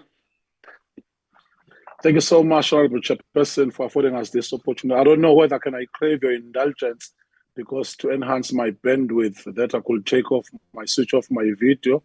If not, I'll proceed irrespective of after the grant. Should I proceed or you grant me the permission? No, Honorable Duma, the rules requires of you to have your camera on. No, thank you so much, House Chair. Let me greet the Minister, Minister Chris, and I'm sure we all agree that what she has outlined is going to congruently assist the country called South Africa and almost all the provinces, DM Hlengwa as well, for ensuring that they complement each other. One is glad that the pragmatism of the minister is going to enhance the scope. In the province of KwaZulu-Natal, we boast with 600-kilometer coastline of the ocean. It means that let us revisit the Operation Pakisa. We agree that both N2 and N3 are construction site as we speak. Now, the ministers have already alluded to different projects that are taking place, and majority of those projects are at an advanced stage. We, however, want to elucidate the point, Minister, that as long as the transformation is not a cornerstone, our people are still going to be embattled with hassles. Our people are going to be antagonistic even towards our development, because the province of KwaZulu-Natal, as well known, is a rural province. It means that as you invest more billions, our people must also benefit in the process. So the concept of CPG is amongst other things that must be prioritized. We are worried a bit at Sanral almost all the time when they gazette the tender. It is always going to one service provider that must be transformed. Minister must just highlight that in the province of KwaZulu-Natal as well, there are different corridors that have been built since the new dispensation, and our people as public representatives are expecting a lot from us, and we are going to push harder.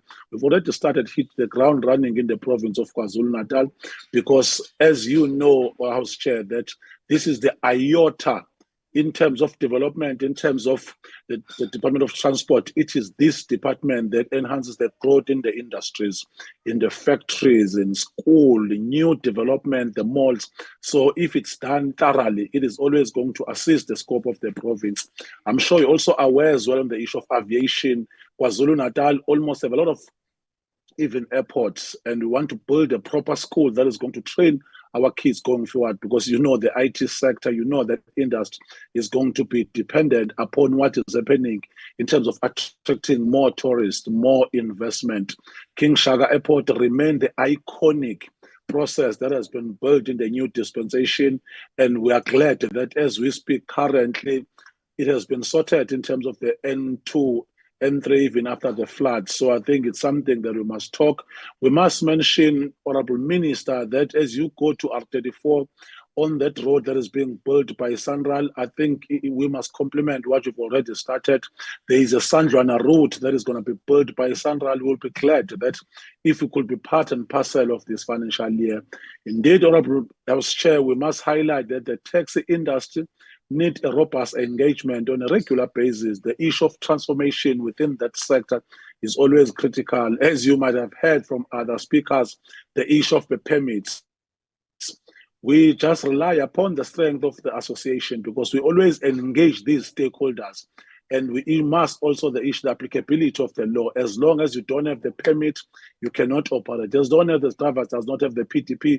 All those issues are critical because when there are accidents on the road, it must not be the Department of Transport that must be blamed. We must always be mindful and be concise on the process that after ensuring that we implement the access, build the road, our people must be saved. Our people must adhere to all the rules and the laws regulated on the road. The province of KwaZulu-Natal, House Chair, we must outline the issue of business forum. We must debunk a myth that we do work together in the province of KwaZulu-Natal. We do allocate, as advanced by the police, the issue of 30%. But we, however, clear that as long as you come on site, stop the project, you must be characterized as a criminal as opposed to someone who's doing something else. We don't have a joint operation with South African Police Service, thanks to Provincial Commissioner Mkhwanazi in the province. Who has done a sterling job because even today, we are fresh from our 2 days strategic planning where we're planning holistically that almost all the stakeholders must be involved. As long as you want this department to be viable, it means that you must work. Sanral is at the cornerstone. The issue of subs is also amongst the pillars, PRASA, Transnet. Minister, we must also crave your indulgence that unfortunately in the issue of floods, we also suffered, in particular the belt where you come from Bria Station up to Pakrin, Komas. We have suffered an onslaught when it comes to rail. It must be revived. I'm sure you're also aware that we are building a lot of roads and the trucking sector when it comes to Richards Bay, ITZ, supplying coal. It's among the critical area. There is a railroad coming from Botswana, Hlobane, Ulundi up to Richards Bay. I think the master plan is clearly that as long as that railroad is not developed, KwaZulu-Natal is going to suffer, and unfortunately, we'll be building roads. The issue of maintenance, the operational strategy is going to be affected. I think now is the time that let us be thorough, even in the infrastructure budget. Let us not plan in silos. It must always be taken into cognizance that the rail infrastructure in the province is going to develop what we say that we attract more investment, will attract even more tourists because the Northern Natal area depends solely on the issue of the tourism. Mkhanyakude district, for instance, Zululand district, their strength, they possess with the big five. As I'm sure you know that you remember very well that old portfolio minister that we used to work together in enhancing the scope of KwaZulu-Natal. Yes, we are going to develop more corridors. Yes, we are going to revamp some of the expansion project. Yes, we are going to build access road in rural areas. But as long as we plan in silos, very few elements of development are going to be successful. Again, honorable members, we've also reflected on the rail development project in case of especially a long-distance rail service between Durban and Northern KwaZulu-Natal, as I've already highlighted. The issue of taxis in Mbizo is something that we've already agreed upon and we are still going to consolidate. It's unfortunate or pity that this morning we're told of an operation of a sabotage in the area of Oko district. We are glad that the Deputy Minister consulted us, which remains and shows the collegiality and how we are going to work together, which is critical at this point in time. Taxi users usually travel to work daily, are key drivers of the country's economy and form the majority of passengers. Since the taxi industry rise its come from these passengers, it is important for its members to bear in mind that the fact that passengers are in fact the source of their income, and that without passengers, there will be no need for taxis to begin with. So it is always clear, yes, we do want to subsidize them at some point in time, as we do on the passenger on the passenger rail, on the issue of the bus services and all those things. Welcome the fact that President Matamela Ramaphosa signed into the law amended National Land Transport Act 5 of 2009. Our view is that we now need to ensure proper regulation of e-hailing and hostilities. We do need to work together with National Department to ensure the implementation of the newly amended regulations, especially on the issue of e-hailing. And we've already agreed as well amongst our thing in our strategic planning that we need a joint operation, we need a joint committee to be formed, Honorable Minister, which will have Sanral at the fore, which will also have Transnet, so that we plan together. These two departments are critical and these two entities are critical for the formulation of a developmental pattern in the process of KwaZulu-Natal, because you will find that when it comes to security, almost every one of us will be having that allocation, but it's not adequate. But if we plan together, it will always be clear in the process. We can just also highlight, our chair, that we commit to adopt a zero tolerance approach to all drivers in all corners of our province. We'll be deploying multidisciplinary teams involving SAPs and law enforcement officers in the municipality. The Deputy Minister will tell you that historically, as you enter KwaZulu-Natal from here, Harrismith, you'll remember those huge billboards saying that Alufagwa in the province of KwaZulu-Natal. I'm sure we've just rest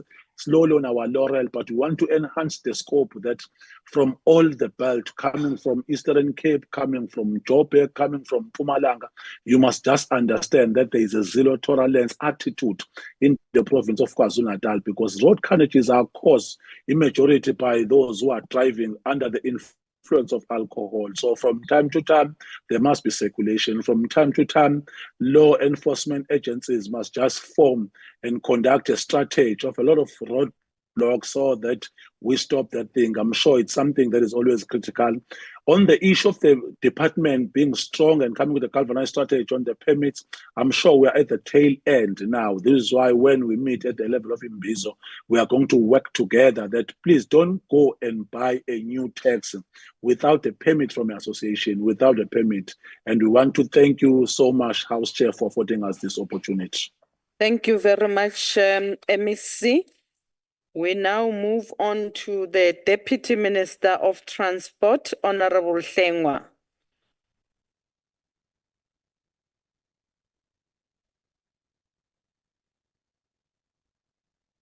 Thank you very much, Honorable Chairperson of the NCOP, Honorable Minister, Honorable Chairperson of the Select Committee, Honorable members.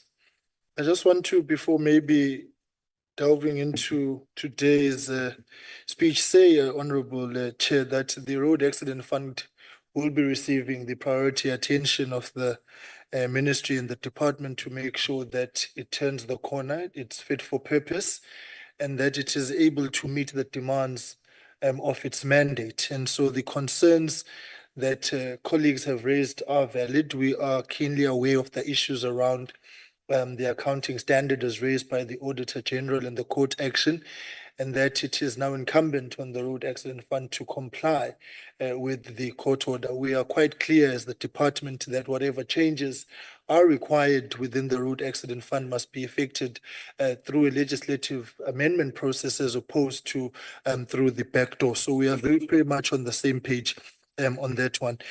Secondly, I think it would be irresponsible for us to leave this house, Honorable Nzimande, carrying the notion that accidents are an element of the third force.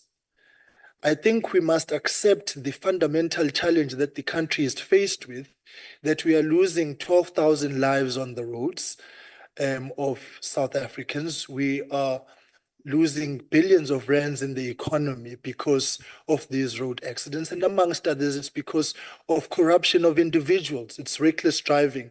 It's drinking and driving. It's drinking and walking. It is entertainment industry that is not responsible insofar as pushing back on the frontiers. Honorable Shenwa, there's a point of order. Can you please take your seat? What are you raising on? No, thanks. Member? No, thanks. No, he's Honorable member, would you address us confusing in two line things. with the I just dealt with honorable the member? matter of Honorable member, the road honorable and member. taxi violence.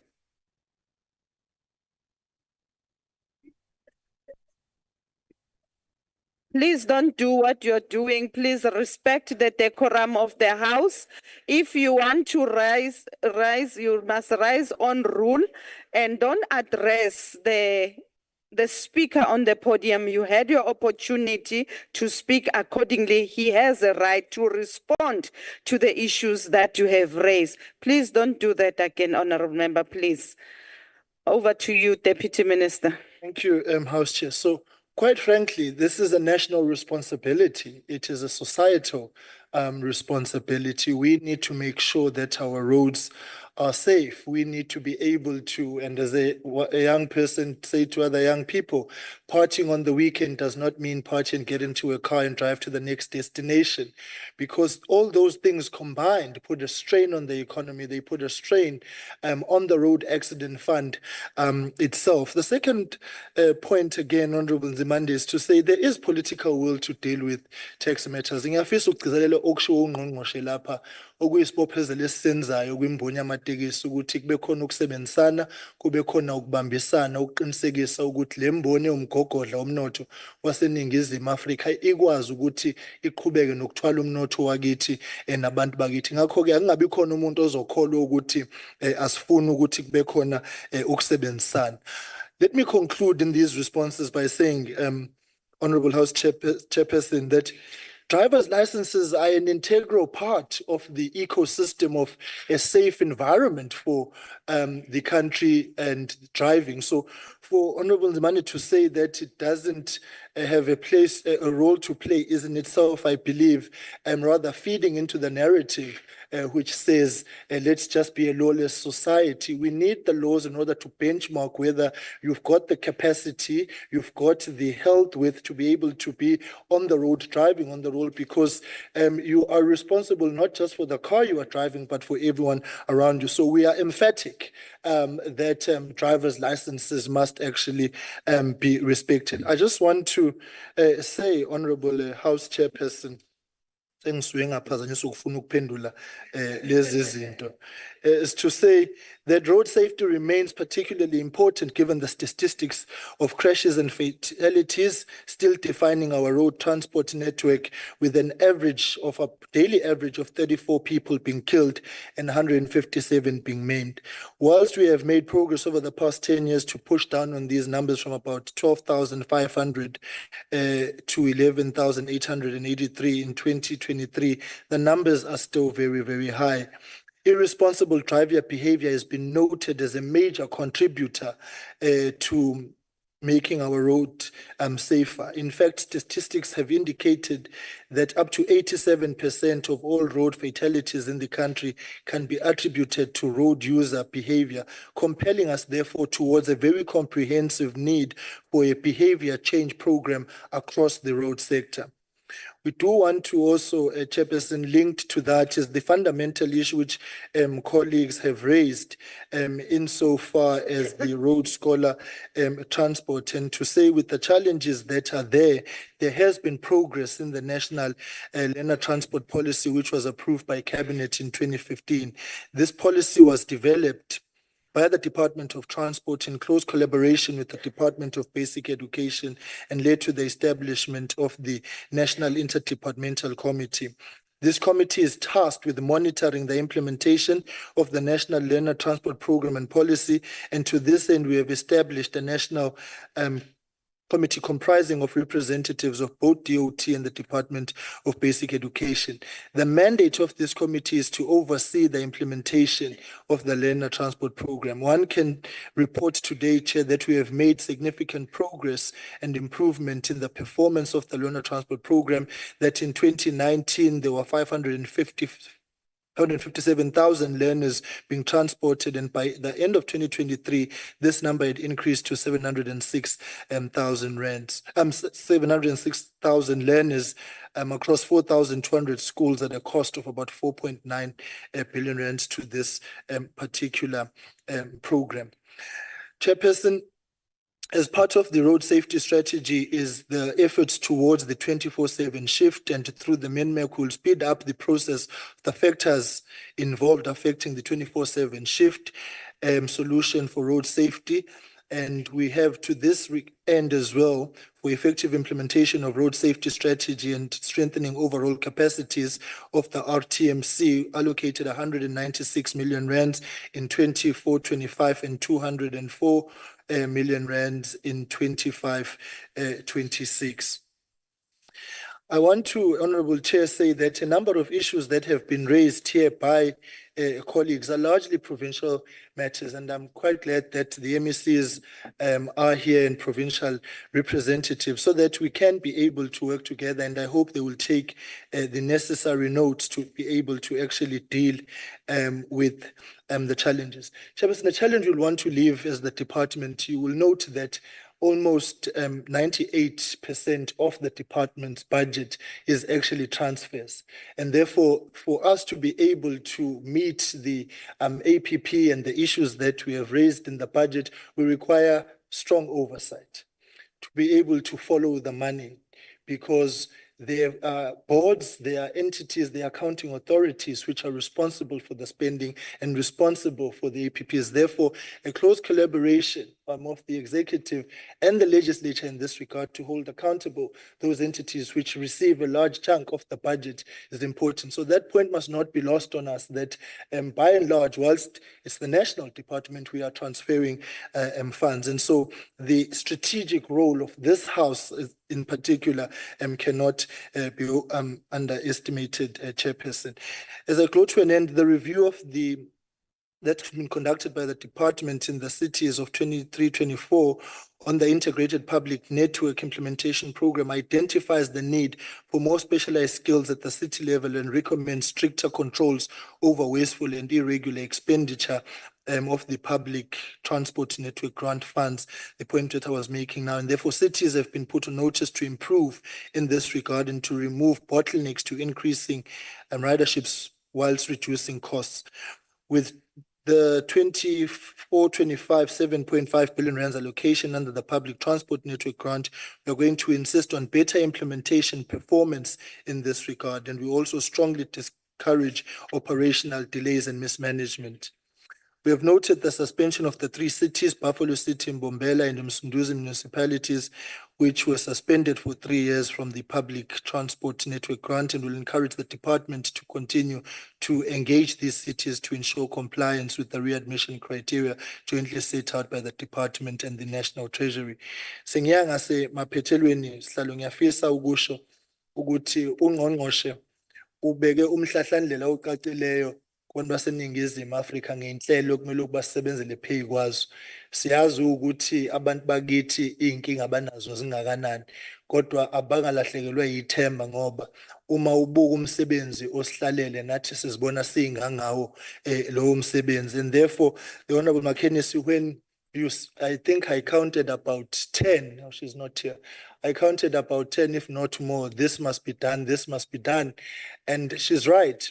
However, I'm not sure how she expects that to be done without a budget when she rejects it. And so we need to be able, oh, there she is. So when you reject it, you are pushing back on the frontiers of your own demands. But Honorable Chair, I can assure you that the Minister has got my full support, and you can be rest assured of a Department and Ministry of Transport that is committed to the job at hand. I thank you.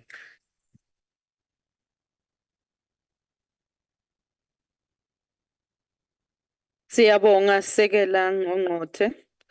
Sizothatha lethuba sibize umhlonishwa uPLENARY ukuze abze ngaphambili azo-addressa indlu. Umhlonishwa uPLENARY akeze ngaphambili. Phambili. Phambili mhlonishwa.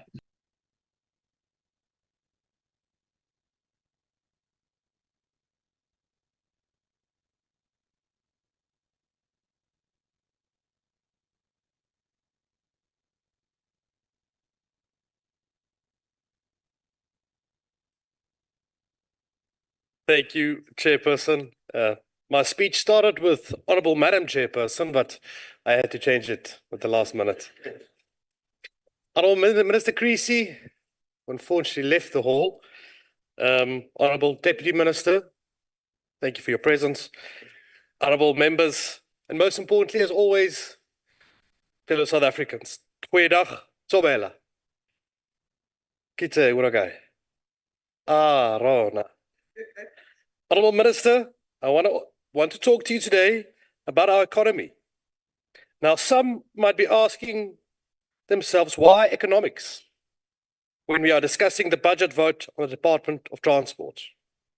Anyone lucky enough to be a first-year economics student will tell you that a country's economy is multifaceted.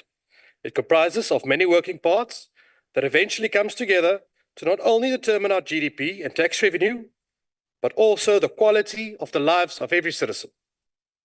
Like my colleague, Honourable Stakeholder said, and I quote, when you move people, you move money. That means to transport goods and services is essential in this value chain formula. However, since our rail infrastructure has all but collapsed, the only remaining mode of transportation left to gather the goods to our points of entry and to the market is by road. Minister, or Deputy Minister, I would say in this case, heavy lies the burden of responsibility, I am sure. But before I criticize, let me compliment. For the most part, I trust we can all agree that our national roads are in working order. National roads are being repaired quickly, and I frequently find your departments clearing and repainting them. However, I'm not referring to the Itol saga that continues to play out in Gauteng. The only criticism I do have is to say that no new national roads are being built, even though almost 400,000 new cars are added to the road every year. This figure is soon to increase as the GNU is set to get more working class people on the roads and to have them financially independent without state assistance. What is of great concern is that the state of our municipal and provincial roads and the non-existing delivery of maintenance and improvement of these roads. As someone who comes from local government in Limpopo, I can tell you from first-hand experience that the communication between these spheres of government with regards to maintenance of roads is non-existent. To further exacerbate the situation, no one from the Limpopo Provincial Department is on the ground to face the community on a daily basis and to give feedback on road infrastructure, and municipalities are left facing the music to explain why villages like Gaseleka, Thabo Beki, and Stebokpan are not being maintained. In truth, it is not the municipality's problem, but councillors still need to face these communities every single day. And when RAL, or the Road Agency of Limpopo, is contacted, they don't respond, or they never pick up. There's absolutely no intergovernmental communication taking place. This needs to change urgently. All three spheres of government is responsible for the roads of our people, and it will take the collective effort to tackle these issues facing us.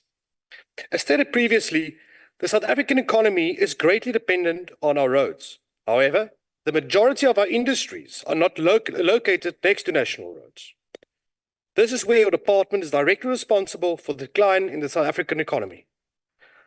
There are hundreds of examples, but it's always easier to discuss one that you have personal experience in. The R572 in Limpopo. Please write that down, Minister. R572. I'm not expecting your DG to give you a full report on the road. I'm simply requesting that they show you a photo of the road. It might seem like an insignificant road between Swartwater and Aldays, but it's one of the economic veins of Limpopo that carries people to and from work, Americans and French tourists that hunt in the area and spend hundreds of thousands of rands, that in turn creates jobs and feeds families. But moreover, it carries the vegetables we eat on a daily basis and contributes to our food security as a country. Honourable Minister, Creasy, if my input in today's debate has any impact on you, let it be that. I implore you to ensure that the R572 is repaired and usable again, and to allow once again commerce to take place. And by doing so, you'll be part of the builders of this GNU and not the breakers. In closing, Minister, I would also suggest that you use an approach where the worst roads are targeted first. This will lead to a lot more publicity and show that we are actually working on the ground, and also best affect or assist the communities affected by those roads. One road at a time. That is all I request of you, Minister. I thank you. Yelebocha Ntatsi Pinar. Honourable members, it is now my pleasure to introduce the next speaker in the debate representing the South African Local Government Association, Councillor Coles. Councillor Coles.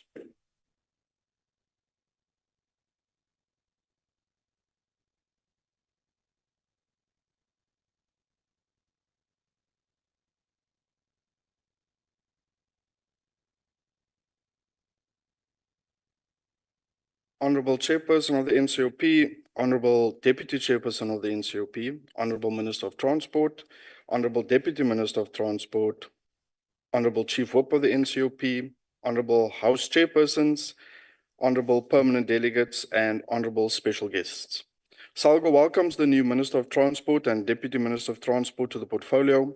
SALGA undertakes to work with the new political leadership to make exponential improvement on the transport system in the country, in which local government plays an important role. The introductory part of the Minister's speech highlights the difficulties with the transport system in South Africa. These challenges are not new, as the system has been on a downward spiral even before the pandemic. SALGA is of the view that the entire transport system, with specific focus on land transport, needs a review, like the period that led to the adoption of the White Paper on Transport in 1996. The transport system can only be efficient, integrated, and optimally support socio-economic development if it is managed as a system holistically. Marginal changes will not only fail to achieve the vision, but entrench apartheid spatial and travel patterns.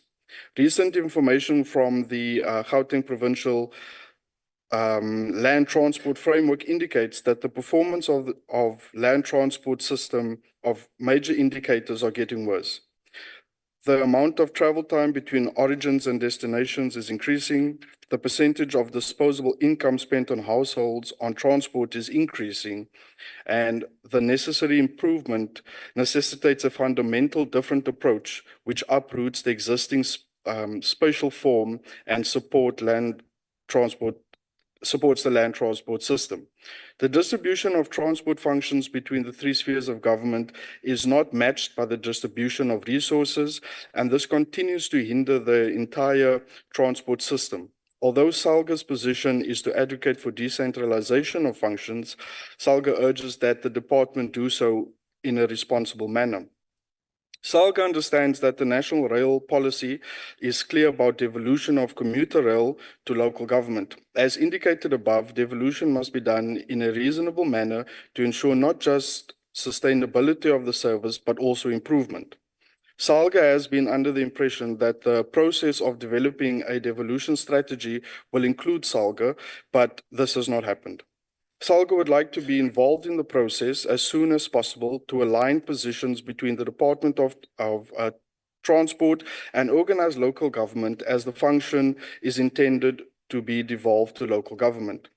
SALGO welcomes the support that municipalities receive from the national government through the Public Transport Network Grant, the PTNG. This support enables large cities and intermediary cities to develop municipal public transport as envisioned in the Constitution. However, there are some challenges. Some municipalities are not able to meet the requirements of the Division of Revenue Act, and some municipalities are suspended from the grant.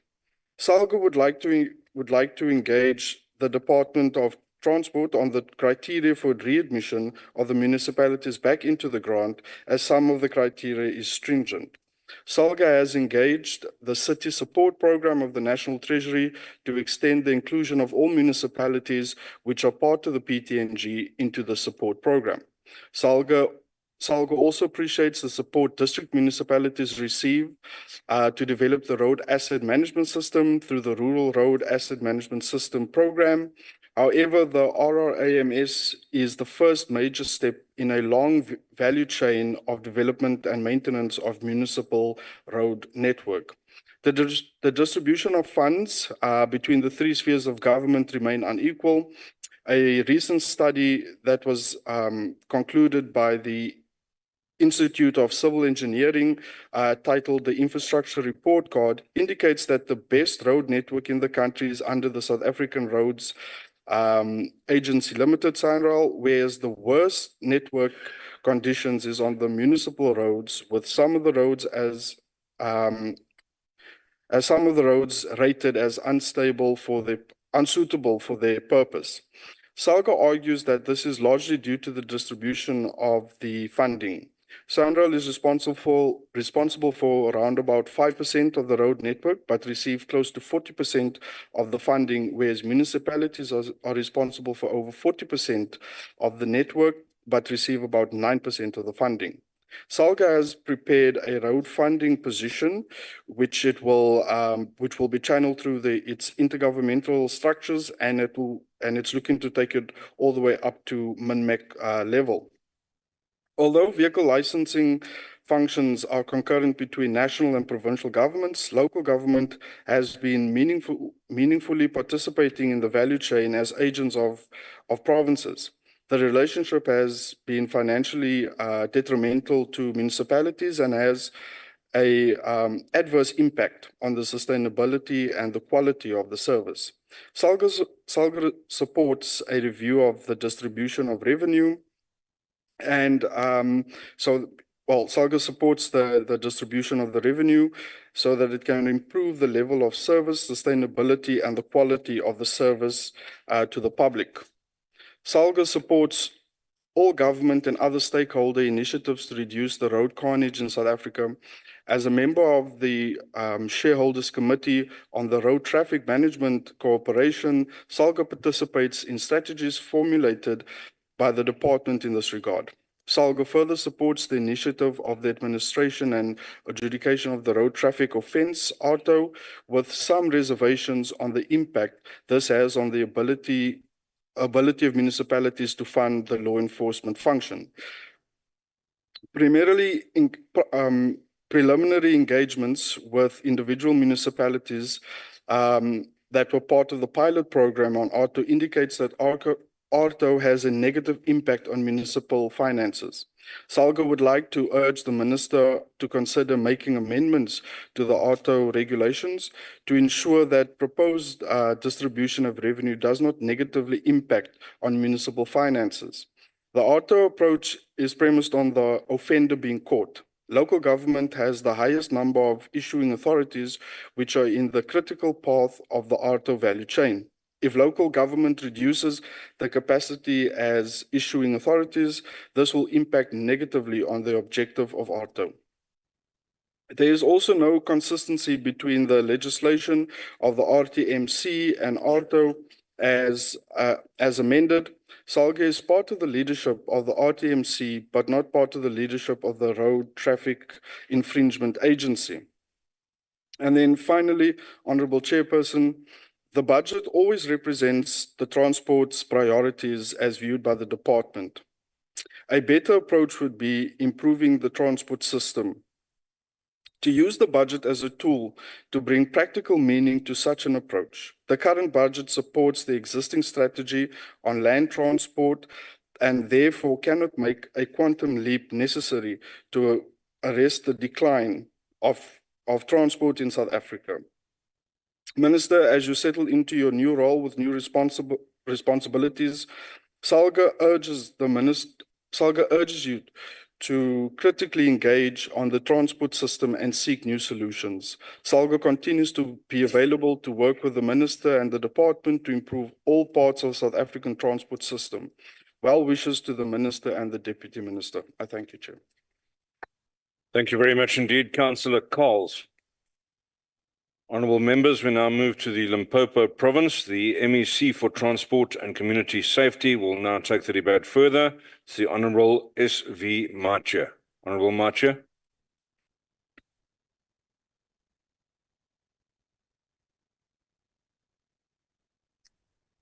Oh, I'm struggling to open my pic.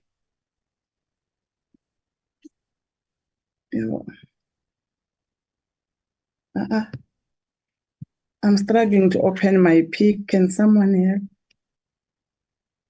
Says Polly. Yo. Honorable Chairperson.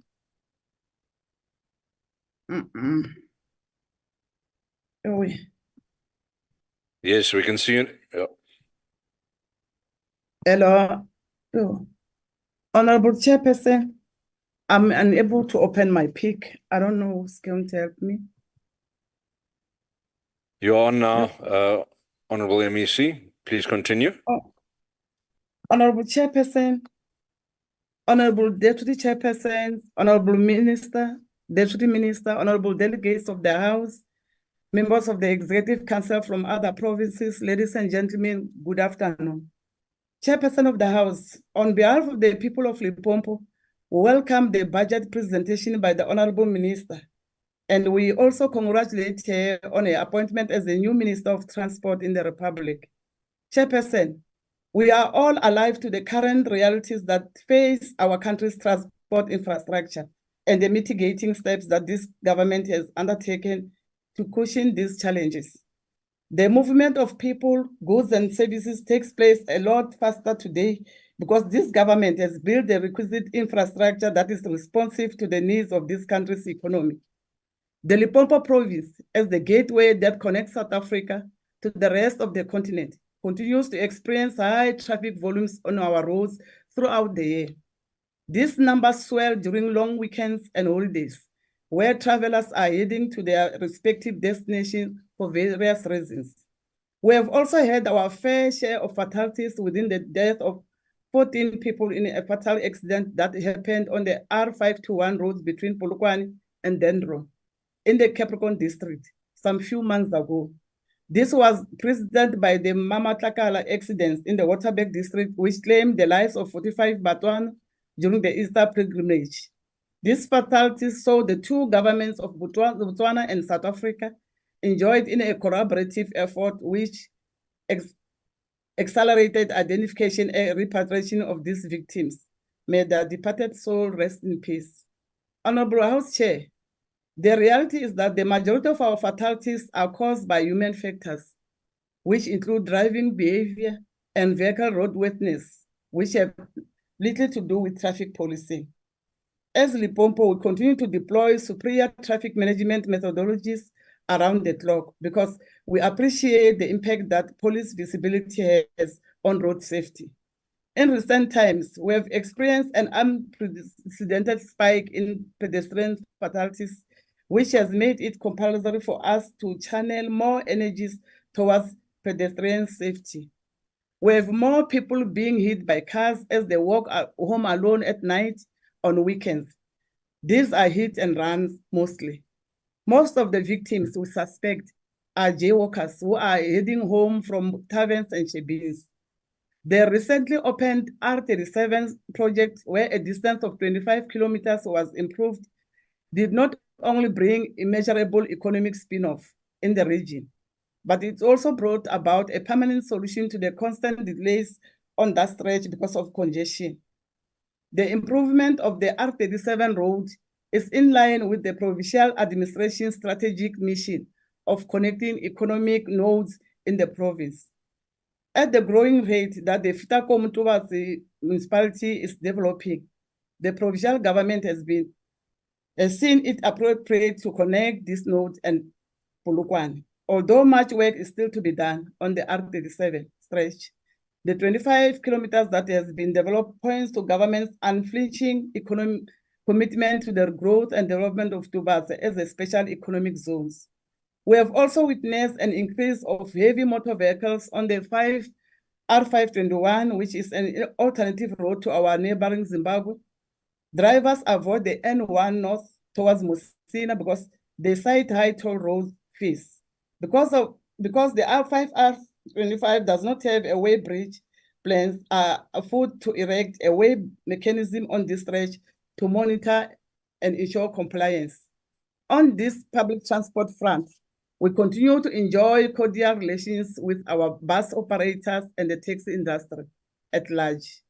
Our fraternal relations with the South African National Taxi Council and other role players within the taxi industry continue to sustain our links with the sector. It is for this reason that we always manage to isolate any resurgence that may upset these relations. The overhauling of the bus subsidies programs from the old one to the new easy-to-manage system is gravitating towards completion. Through these bus subsidies, we continue to caution our people against the economic hardship brought about by the high cost of fuel. We have narrowed the distance traveled by our people between their homes and economic opportunities. This is a noble attempt to address the colonial spatial planning, which has thrown our people to the economic periphery. We have completed the first phase of the integrated public transport system with the Lieto la Polokwane, having several buses commuting between the city of Polokwane and the surrounding areas like Sishiwo, Flora Park, and others. The system has so far proven to be affordable and convenient. As a province, we are pondering toward numerous modalities on how to improve its reach. The people of Limpopo are awaiting with eagerness and anticipation for the much-voted express train that will shorten the traveling time between Gauteng and Polokwane. Upon completion, the express train is likely to decrease traffic volumes on the N1 stretch by half.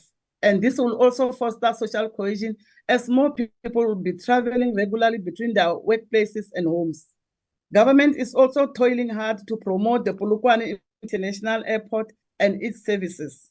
We are aware that an additional airline will increase competition in the provincial aviation space and also suppress the cost of flying. As a province that has agriculture as its mainstay, our airports should serve as a transport hub that ferry agricultural produce to its various international destinations through Gauteng. Our wish is to optimize the various modes of transport by leveraging on all the existing facilities. We are witnessing a surge in the use of rail as a mode of transporting commodities from the Musina coal belt and the chrome mines in Palaboro. A vast amount of the province's agricultural produce should also be taken off our roads and be ferried on the improved rail network to reach its destinations.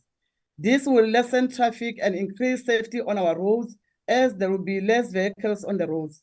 As I conclude, House Chair, we are worried about the unpleasant presence of overloaded vehicles which find their way into the province from other parts of the country. This happens despite a constant presence of traffic officials on our national roads.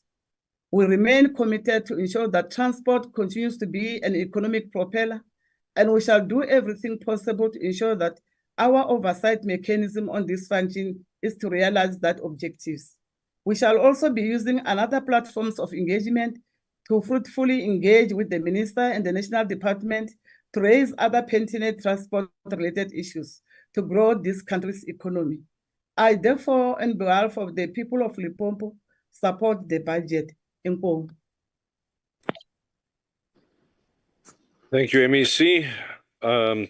Honourable members, it is now the turn of the Honourable Farmer to continue the debate? Honourable Farmer.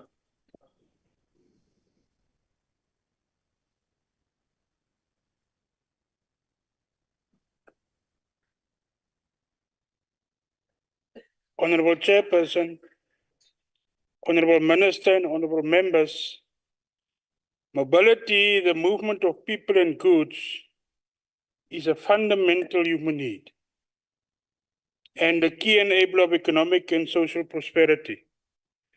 Every day we travel alongside billions of other people on our transport systems. Similarly, the products we buy at our local shop arrive on the shelves alongside tons of other goods and cargo moving around the planet. Mobility can be amazing, but it can also be challenging. Like when we are unexpectedly late for work or when the perfect birthday present arrives a day too late. Challenges, however, extend past minor inconveniences and include truly crucial issues. According to Stats SA, households from the lowest income quintile spend a higher proportion of their income on public transport compared to households from the higher income quintile. More than 2/3 of households who fall in the lowest income quintile spend more than 20% of their monthly household income per capita on public transport. Less than 3% of households from the highest income quintile spend more than 20% of their monthly household income per capita on transport. In addition to the financial burden of transport, a rise in delivery vehicles is causing congestion on our roads.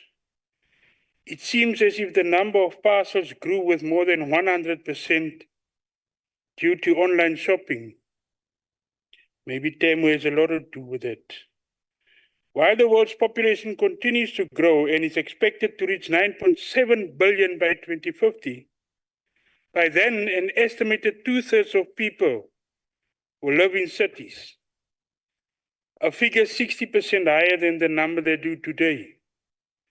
41 mega cities will have at least 10 million residents. These demographic and social trends will place additional pressure on an already strained transport system. In many places, access to affordable and convenient transport is far from equitable. Today, the way people and goods move are on the cusp of a radical transformation. A host of new technologies and innovative services, coupled with disruptive demographic and socioeconomic trends, are fundamentally reshaping mobility. From ride-sharing, car sharing, and bicycle sharing, to smart infrastructure, traffic sensors, connected traffic lights, etc., and soon the emergence of autonomous vehicles. These developments have profound implications for our existing transport system, yet we tend to follow the global trends with an interval of between 5 to 10 years. All the information and ideas are readily available for our country to tap into and utilize. The President, in his opening in Parliament address, made the call for the country to go to electric vehicles sooner rather than later. This country should be geared to move faster and in tune with global trends. These offer the promise of mobility that is faster, cheaper, cleaner, and safer than what is used today. Without appropriate mechanisms to integrate and coordinate across modes and a platform for stakeholder collaboration, these powerful forces, however, will likely exacerbate rather than alleviate many of the current challenges.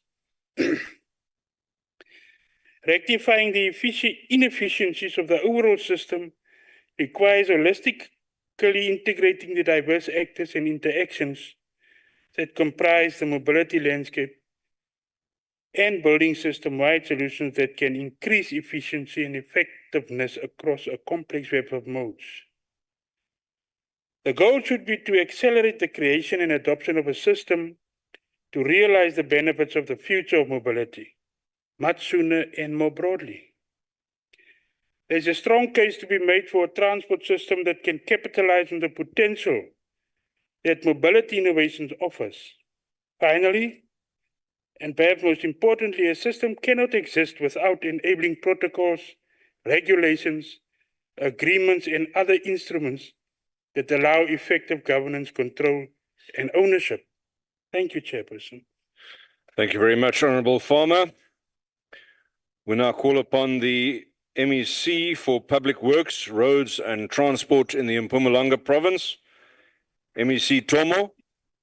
No, thank you very much, House Chair. Greetings to yourself, the Chairperson of the House, Mayor Tsipane, the Honourable Minister and Deputy Minister. Chair, I'm grateful and honourable. I'm grateful for this opportunity to engage in this important policy discussion. As we debate the budget vote for transport, Honourable Chair, our country faces significant transport infrastructure challenges that hinder our economic growth and development. Congested roads and inadequate public transportation and inefficiencies in our logistics systems are just few examples of obstacles that we must overcome.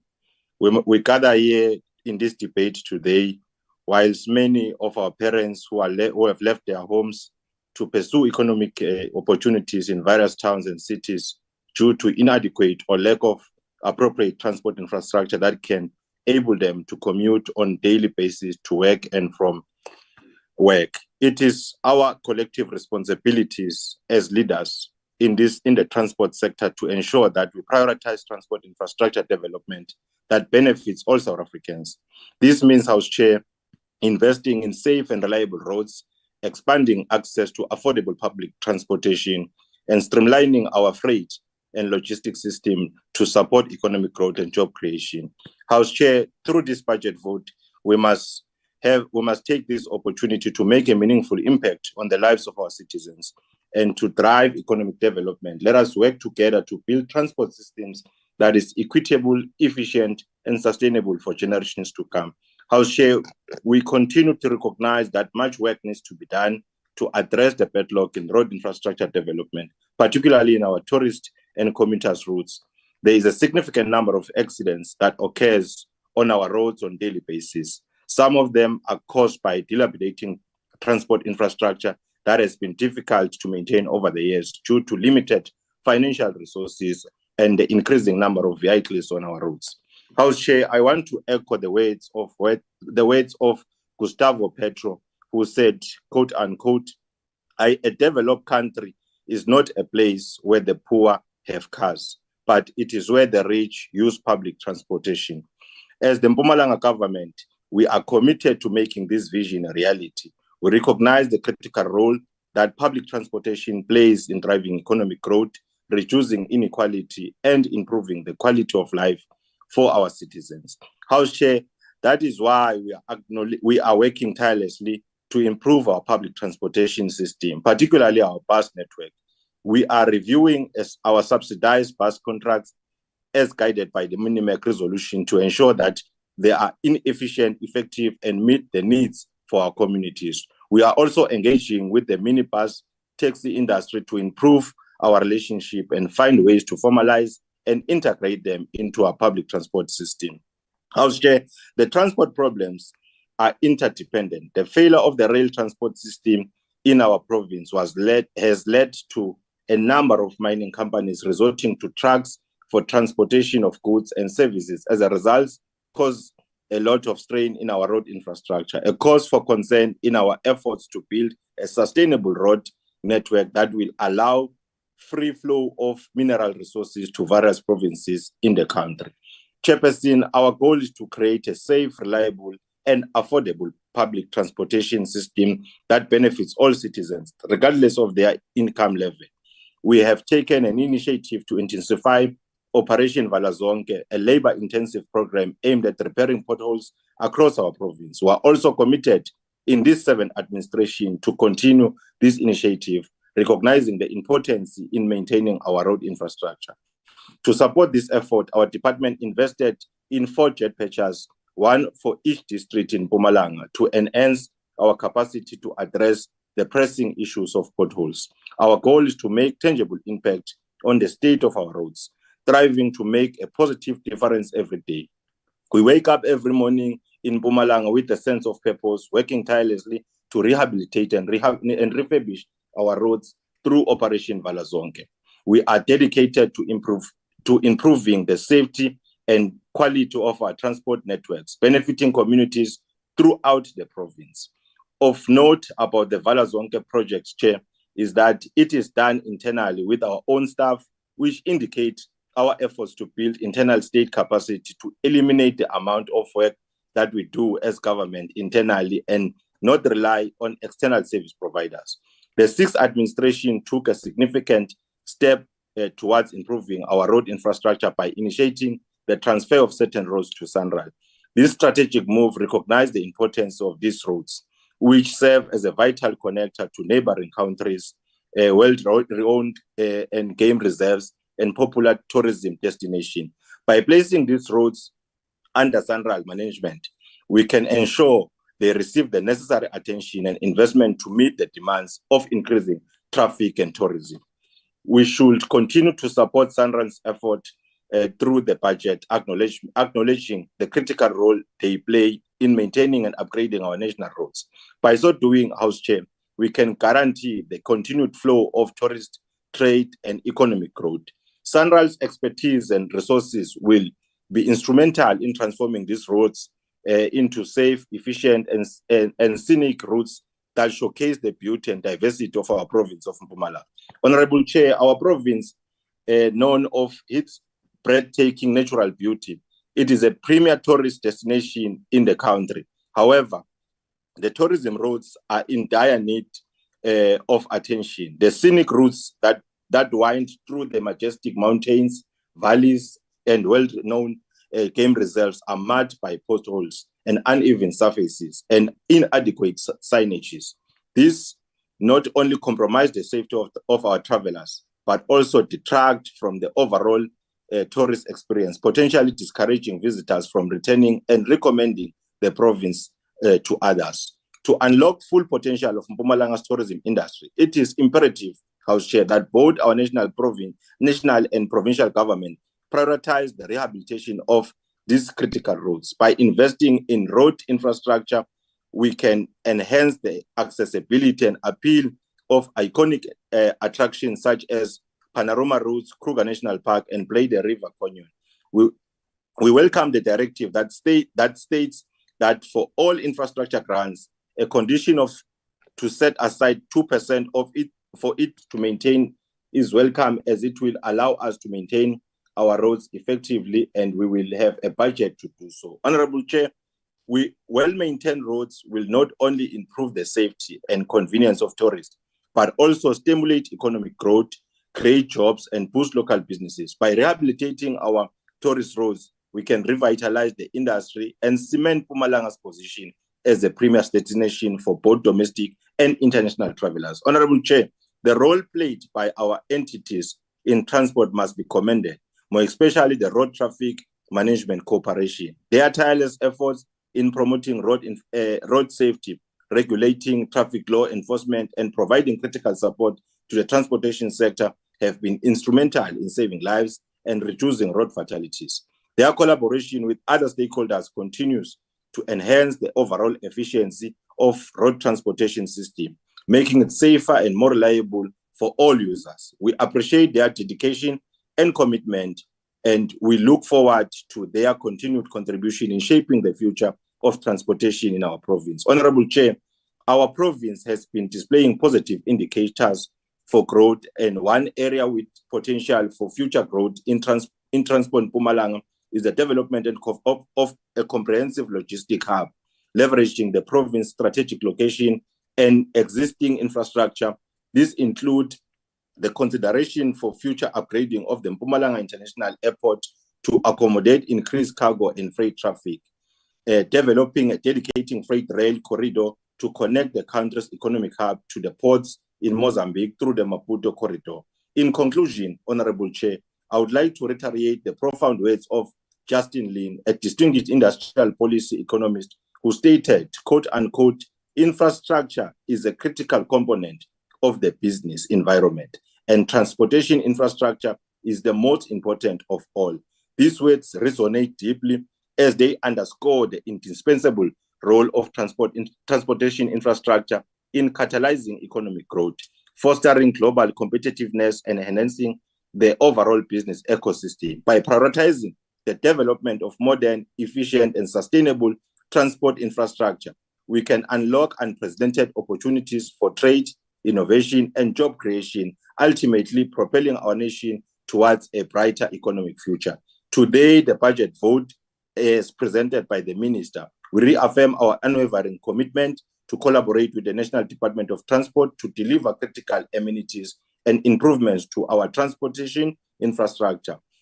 Our collaboration is As you pivotal conclude, Honourable Member. Economic priorities, stimulating growth and enhancing the quality of life for our citizens. By working together, we can unlock a full potential of transportation network. Honourable Chair, the presented budget vote is supported in Mpumalanga. Thank you very much. Thank you, MEC Tomo. The next member on the speakers list is the Honourable Breert. Honourable Breert.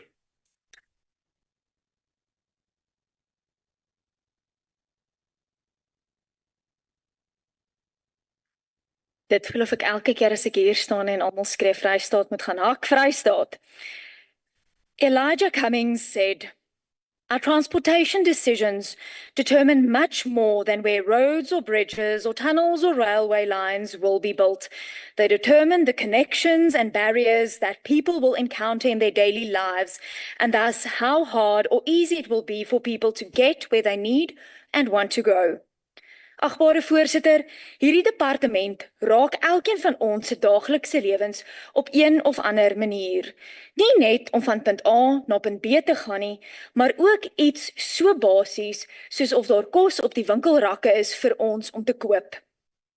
As die departement ten gronde gaan, sal die land as ware ook. I would like to express my appreciation to the Minister for her honest and frank discussions during our first engagements, to admit that there is a disconnect between what is happening on the ground and what is said to be in the APP and what it seeks to evaluate is welcomed, albeit a bit disheartening. I look forward to seeing the changes that you will effect and how it will improve the future. Transportation is the center of the world. It is the glue of our daily lives. When it goes well, we don't see it. When it goes wrong, it negatively colors our day, makes us feel angry and impotent, curtails our possibilities. This is a quote by Robin Chase and rings true in South Africa today. In the Free State, this quote hits close to home, as it can surely not go any worse when looking at our transport infrastructure. I think it is safe to say that our roads are some of the worst in the country. We are not a province that can boast with tourism, nor do we have mountains or oceans, and due to this, when it comes to annual allocations, we are often left behind. What everybody seems to forget is that we as a province is the province that everybody travels through to get where they are going. And I would like to see this being taken into account when future grants to this province are allocated. Volgens die Vrystaatse Departement van Gemeenskapsveiligheid, Paaie en Vervoer, gaan dit die Vrystaat so wat 29 miljard rand kos om ons paaie te herstel. Dit in ag genome dat die huidige begroting maar 'n skamele 1,9 miljard rand is. The department's budget has also reduced by 20.3 billion rand over the medium term. This translates into a reduction of transfers to public entities like SANRAL and PRASA, a reduction in transfers to the Provincial Roads Management Grant, and a reduction in transfers to the Public Transport Network Grant. The need for road infrastructure is immense, and this reduction in particularly the budgets of SANRAL and the Provincial Roads Management Grant will negatively impact South Africa from daily commuting to tourism and food distribution. Chairperson, we welcome the SLAs signed by external stakeholders like law enforcement and National Treasury to investigate corruption. This department, as with DWS and PWI, have been tormented by the construction mafia. We have seen subpar contractors being given free rein to the detriment of our citizens and our infrastructure. One such example is the R76 from Kroonstad to Steynsrus. It has seen multiple deadlines fly by, and still there is nothing much to show.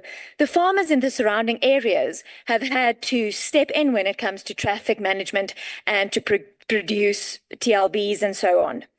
This is unacceptable. Agbare minister, die departement gaan die implementering en die gebruik van toelaas aan provinsies moet beter moniteer. Op die huidige oomblik is daar wanbesteding en nog 'n groter probleem is die onderspandering van die toelaas. Chairperson, I would like to wish the Minister and the Deputy Minister all the best. This is not a glamorous department to head, and it has many challenges. I have, however, come to know both of them as parliamentarians, and I know that they do not back down from a challenge. I know you will be able to restore and build this department. I thank you. Thank you very much, Honourable Breurt. Honourable members, I hope my pronunciation will be correct now. I now call to the podium the Honourable Mabebo.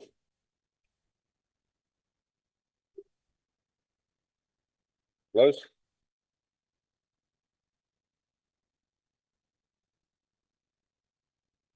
Honorable House Chairperson, Honorable Minister Barbara Creasy and Deputy Minister Hlengwa, honorable members, fellow South Africans. The transport sector is a key input and a driver of the South African economy as it connects people to social services and markets through different modes of transport. Transport also connects different markets to each other. This becomes critical in a country with a vast geography like South Africa.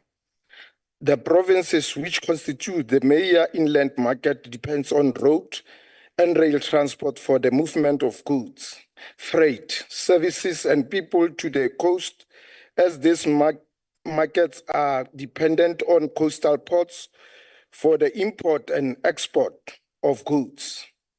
The South African economy has traditionally been dependent on mining and agriculture, with local manufacturing requiring to be rebuilt through industrial master plans. In addition, the transport sector also makes a major contribution to the economy of the country, as a sector contributed some 340 billion in revenue and contributes some 6.5% to GDP. The transport sector is also a major contributor to job creation in the country, as the sector employs more than 600,000 people in different parts of the country, led by Gauteng and KwaZulu-Natal. The nature of the industry means that there are also indirect jobs which are created in the service and other sectors linked to the transport industry. Further jobs were created through the modernization program of commuter rail, as the rolling stock of rail occurs through the local manufacturing by Gibela Consortium based in Ekurhuleni. Construction of the site created 1,900 short-term jobs and workers left with portable skills. At full production, these companies have created a further 1,500 jobs in manufacturing and testing. Therefore, the sector plays a critical economic development role in the country. The budget policy vote is occurring at a critical conjuncture, as there has been much progress made by the ANC government in the sixth administration, which needs to be built upon. While the entities which report to the department are concerns about implementing agents, these entities received unqualified reports from the Auditor General. As the Select Committee, we are expecting more of the same, if not better, in this financial year. The Government of National Unity is in the transport sector has a firm foundation to work from and build to ensure the further development of transport sector to ensure inclusive economic growth and job creation. Since the COVID-19 pandemic, the tourism industry has made a remarkable recovery, which has economically benefited the different provinces in the country. The tourism industry is significant industry as it is a major job creator in the country and foreign exchange earner. The e-visa system, therefore, the airports company South Africa, AXA, has a major role to play to make South Africa a significant tourist destination. AXA will need to ensure that its infrastructure remains abreast of the best in the world class. Minister, it is very pleasing to record that 3 South African airports have been ranked in the 2024 Skytrack World Airport Awards. That is Kinshasa International Airport, Cape Town International Airport, and OR International Airport all won the awards at the ceremony held in Frankfurt, Germany. In Cape Town International Airport has won the awards for the 6th consecutive times. It is important that we maintain such a standard through AXA at all airports, at all our airports in the country. AXA will need to build its crash reserves to ensure that it is able to refurbish runways and infrastructure timelessly to ensure that airport infrastructure facilitates the growth of the tourist industry.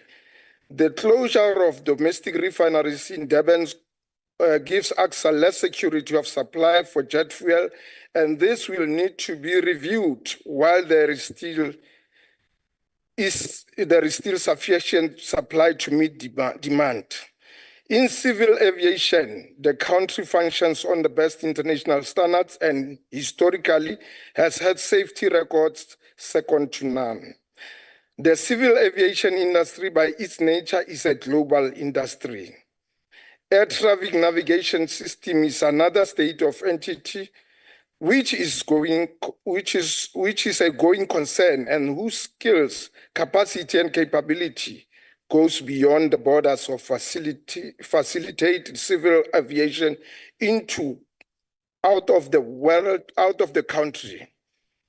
In the past year, the media reported that instrument approaches were suspended at a number of the smaller airports such as George, Kimberley, Polokwane, Mthatha, and Richards Bay, while the other airports, including OR Tambo, Cape Town, Uppington, and East London, seems to still have at least one approved instrument approach available. Maintenance of instrument landing system must occur with a minimal disruption civil aviation in the country, and it is imperative that the country maintain its high standard of safety in the civil aviation industry. These airports play an important role in the transport sector in different provinces. Maintaining high standard of equipment for air traffic control and landing at airports is crucial for the landing of aircraft at night. During adverse weather and during foggy weather, the civil aviation traffic to the country, as well as regional and domestic air travels, is increasing on a daily basis, and any major disruption has a negative effect on the airline and tourist industry. Therefore, maintaining and upgrading landing instrument approaches and other equipment must be part of our transport infrastructure development in the country, as civil aviation is an important mode of transport. The South African Civil Aviation Authority, SACA, is the legal regulatory authority for overseeing civil aviation rules and its applications. The rules set a minimum standard of entering and operating within the aviation system to ensure safety across the sector, and these are based on the international standard. It is the governing authority for investigation of aviation accident and incident, as well as search and rescue in the unlikely event of an air crash. Ministers should consider the separation of aviation accident and incident, as well as search and rescue from the regulatory function of the Civil Aviation Authority. South Africa has a vast coastal due to its geography, which provides enormous economical potential through the ocean economy. The ocean economy is a critical source of revenue and contributes significantly to the economy of the country as well as job creation. The country has a strategic geographical position in terms of the maritime industry, as most of vessels are unable to utilize Suez Canal and have to navigate South Africa. Moreover, the political instability in the Middle East means that utilizing South Africa ports is a far safer option for vessels. Therefore, it is an ocean's economy which needs to be environmentally protected. Maritime regulations and legislation is based on international standards which are reflected in local legislation. Over the last 2 years, there have been a number of changes to regulations and legislation which enable foreign-owned vessels to dock at South African ports. These regulations and legislations are environmentally and friendly and must be enforced. This has to be the role of South African Maritime Safety Authority, SAMSA. This means that SAMSA will need to develop the capacity and capability to ensure that the global standards in the maritime industry are maintained in South Africa. Territorial waters, fuel specification, discharge of effluent or any incident means that SAMSA must be equipped to enforce, deal with any issue of non-compliance. However, in the case of an oil spill, South Africa is one of the 5 areas which have the equipment and the ability effectively to respond and has a good global competitive advantage. The first is the US Guard. The second is Oil Spill Response Limited, which operates in the UK, Singapore, and Bahrain, and Oil Pollution Control, OPC, based at Saldanha Harbour. SAMSA does not have internal capacity to deal with an incident and outsources this work on the international principle of polluter pays. Moreover, in the event of incident of pollution by a vessel of South African territorial water, the country is only able to handle a Tier 1 spill. It is unable to deal with a Tier 2 spill due to a lack of a vessel cleanup in the deep waters. The Department of Transport should work with the Presidency SOE team to integrate OPC into SAMSA to extend the service to all ports. SAMSA needs to develop its internal capacity to deal with oil pollution incident. It is also imperative that SAMSA develop internal capacity to deal with the international maritime regulations and legislation, which is part of the legislative framework in the country and at the harbors. Legislation and regulation Thank you, Honourable Member. Your time has expired. Okay. The ANC support the budget policy vote of transport. Thank you. Thank you, Honourable Mabebo. I take the absence of a correction as affirmation. Or is it Mabebo? Mabebo. Thank you. Thank you, Honourable Member. I now recognise the Northwest member of the Executive Committee for Community Safety and Transport Management, the Honourable W. Moreng. Honourable Moreng. Thank you very much, Chairperson. Let me take this opportune moment to greet the Chairperson of the NCOP, Honourable Refilo Mtsweni-Tsipane, the Deputy Chairperson of the NCOP, Honourable Govenda, Honourable Minister Barbara Krisi, Honourable Deputy Minister Nkululeko Hlengwa, Honourable MECs, House Chairperson of Committees, Chief Whip of the National Council of Provinces, Honourable Kenny Muima, Programming Chief Whip, Honourable Mulokomme. Good afternoon, Honourable Members. Today, the 29th of July. Honourable Moreng, sorry to interrupt you. Honourable Moreng, sorry, can we ask you to turn your video on, please? It's on. It is Thank you. on We my see you now. part. Thank you, Honourable Member. You can see me now. Honourable Chairperson of the NCOP, Honourable Refilo Msweni, Deputy Chairperson of the NCOP, Honourable Govenda, Honourable Minister Barbara Chris, Honourable Deputy Minister Mkhuleko Hlengwa, Honourable MECs, Honourable Chairperson of Committees, Honourable Ryder, Chief Whip of the National Council of Provinces, Kenny Muimam, Programming Whip, Honourable Molokumme. Good afternoon, Honourable Members. Today, the 29th of July, 2024 is exactly 2 months since South Africans went to the polls to exercise their constitutional right to vote for the 7th time since the dawn of democracy. It may sound surreal, but we should not at any time take it for granted that many lost their lives for us to enjoy this right. We should not take it for granted that multitudes of voters quit 8 weeks ago to give the 7th administration a mandate to preside over governance of the Republic for the next 5 years. It is for that we must ensure that we express gratitude for those who came before us and ensure we become a good example of those that will follow us. Our collective performance as an administration in our various responsibilities will give impetus to the objectives of the government.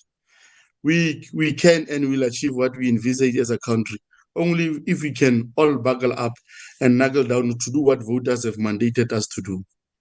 Honorable members, in the budget speech, Minister Barbara Chris has highlighted the road fatalities we are continuing to express every year, in which she said, and I quote, "Every year our country sees in excess of 10,000 fatal crashes, which the Road Traffic Management Corporation estimates amount to almost 3% of our annual gross domestic product." Close quote. This was emphasized by Deputy Minister Mkhuleko Hlengwa in his remarks on the minister's speech. Indeed, Honorable Chair, there is an urgent need to deal decisively with recklessness on our roads. This can be done, and this will be done once we have enough resources to ensure we continue to ensure compliance with the National Land Transport Act. In Northwest, we're in the process of sending 30 learners to Traffic College. We have 650 traffic officials, but in order for us to have an impact, we need a total of 1,200 traffic officers. We will continue to incrementally add and do more with the little we have. The minister had committed to continuous work on opening up more strategic commuter corridors. In the words of Minister Chris, as I quote, "This will ensure that the public can rely on safe, secure, punctual, and affordable public rail services that will not hinder their participation in the economy," close quote. To this end, honorable members, and in line with what the minister and the deputy minister have committed to do in their respective marks, we are continuing to provide subsidized commuter services in 3 of our districts of the province. We have just finalized the new route design for commuter services in the area of Dr. Kenneth Kaunda district, which comprises of Potchefstroom and Klerksdorp. The districts have never had the services before. We are foreseeing that the cost for the new contracts will double due to the increase of transport, operational, and variable costs, which have drastically increased over the years. However, with this new contract, we will include SMEs, especially among the previously disfranchised communities. We will, during the 2024-25 financial year, introduce an electronic monitoring system to monitor all trips operated and ensure value for money. This will also enable us to address the recurring audit findings which resulted from inadequate monitoring system to satisfy the payment for services in line with the contract. And maybe I must hasten to indicate, Honorable Chair, that this was also one of the material irregularities findings by the Auditor General in our previous auditing cycle. We believe an introduction of this monitoring system will also improve with our audit. We will, for the 2024-2025 financial year, appoint 127 community members to serve as road safety rangers and scholar patrol ambassadors. As our province is largely rural, the primary responsibility of these community members will be to assist the department in removing stray animals on the roads and to ensure that learners cross roads safely. This also, Honorable Chair, contributes toward poverty alleviation and job creation in the province. Through our Transport Administration and Licensing Directorate, which is in line with what the Minister emphasized, we will continue to assist municipalities not only in administration but also in technical support in the establishment of registering authorities. The municipalities that are immediately targeted are Madibeng Local Municipality and Moses Kotane, both in the Bojanala district. The operator license and permits directorate is migrating from the old to the new system, which is compatible with the National Land Act Transport Act number 5 of 2009. This new system will enable all processes ranging from application for operator license and permits to the issuing of operator license and permits. All these, honorable members, will be done online. When an operator submits a new application, the system shall acknowledge the receipt by way of an SMS, and further process and procedures shall be outlined for the operator to understand. This shall limit physical contact between applicant and adjudicating committee, as all processes will be done online. This system shall expedite turnaround time, thereby ensuring speeding up of service delivery. One of the challenges we have experienced before is the learner transport. Challenges were myriad and varied. Chief among them were routes that were abandoned by operators without informing the department, and ultimately it was our children who suffered. Some of the operators compromised learner safety by using unroadworthy vehicles. The other challenge was overloading of learners. To address this, we have, at the beginning of this year, signed a new 5-year contract with operators. We have increased the number of service providers from 167 to 446. This brought an end to month-to-month contract, which came as a result of the Mafikeng High Court order, which annulled the previous contract. To ensure we minimize challenges and therefore learner disruption, we have established what we call war room to respond with speed whenever there is a challenge. We are in the process of finalizing a panel of operators who will, on the back and call of the department, to address learners at a short notice in case an operator is for whatever reason unavailable. We have also, in the service level agreement, ensured we have stringent clauses in the case of an operator contravenes an agreement. Honorable members and honorable chair, transport challenges also affect those learners who do not qualify for buses. With the assistance of the National Department of Transport, we have since last year donated 1,100 bicycles to learners who walk more than 2 kilometers to school. 8 of these were donated 2 weeks ago in Ramotserimula local municipality, and we plan to donate 700 more before the end of this year. The department has and will continue to support district and local municipalities in developing the integrated transport plans.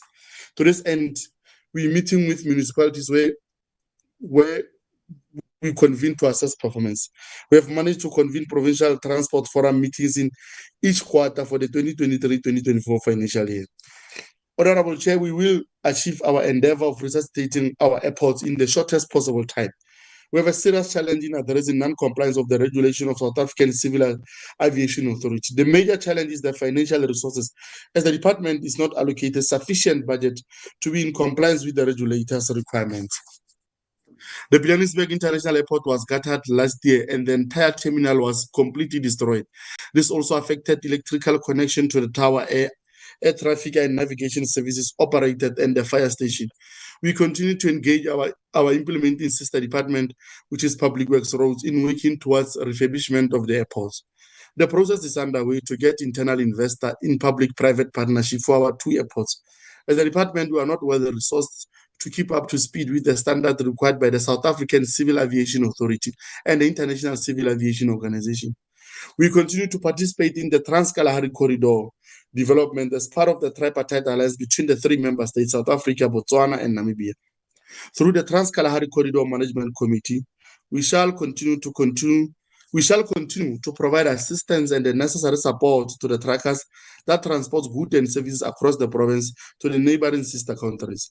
These are done in the form of joint law enforcement operators, and we have one coming in the next 2 weeks in Rustenburg, which will be attended by officials from Botswana and Namibia. In conclusion, Honorable Chair and Honorable Members, we are working with the Northwest University to research the corridor development strategies and developing transport logistics system for the province, as well as provide the type and the volume of the freight passing through our corridors. Thank you very much. Thank you very much, Honourable Moreng. The opportunity now passes to the Honourable Peter to continue with the debate. Honourable Peter.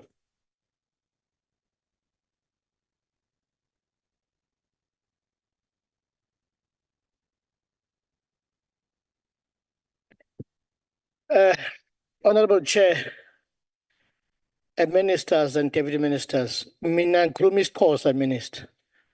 And thethi isintu. Okokuqala okwami ukuphila kusisabelo kulowo wanika ubomi. Ndibulisa upresident wami weparty yami uLumisa ubantu bonke nodeputy wakhe uNkwankwa because okwami ukuphila kukulowo wandinika ubomi. Thank you, Minister. Kukho ii-challenges ezi-high esiye sathi si-UDM saziqwalasela. Siziqwalasela ke, Minister, ezi challenges sisithi emakhaya abantu bethu bakhwela oguruguru. Bakhwela iibhaki, izidima zabo zirhuqa phantsi. Abohlukanga kwizikola transport ezenza the same. Ngenxa yendlela iiteksi azikwazi ungena emakhaya. Le department, Minister, ningena kuyo is a huge challenge. Enida niyazi, ndiyavuya, Minister, Deputy Minister uHlengwa usuke ezilalini pha KwaZulu Natal. Uyazazi izingxaki. Le challenge ningena kuyo isithathe isidima somuntu omnyama yasilahla down to zero. From 1994 up until now, it's a disgrace. Sibe saxoxa ngomuntu omnyama oseludakeni.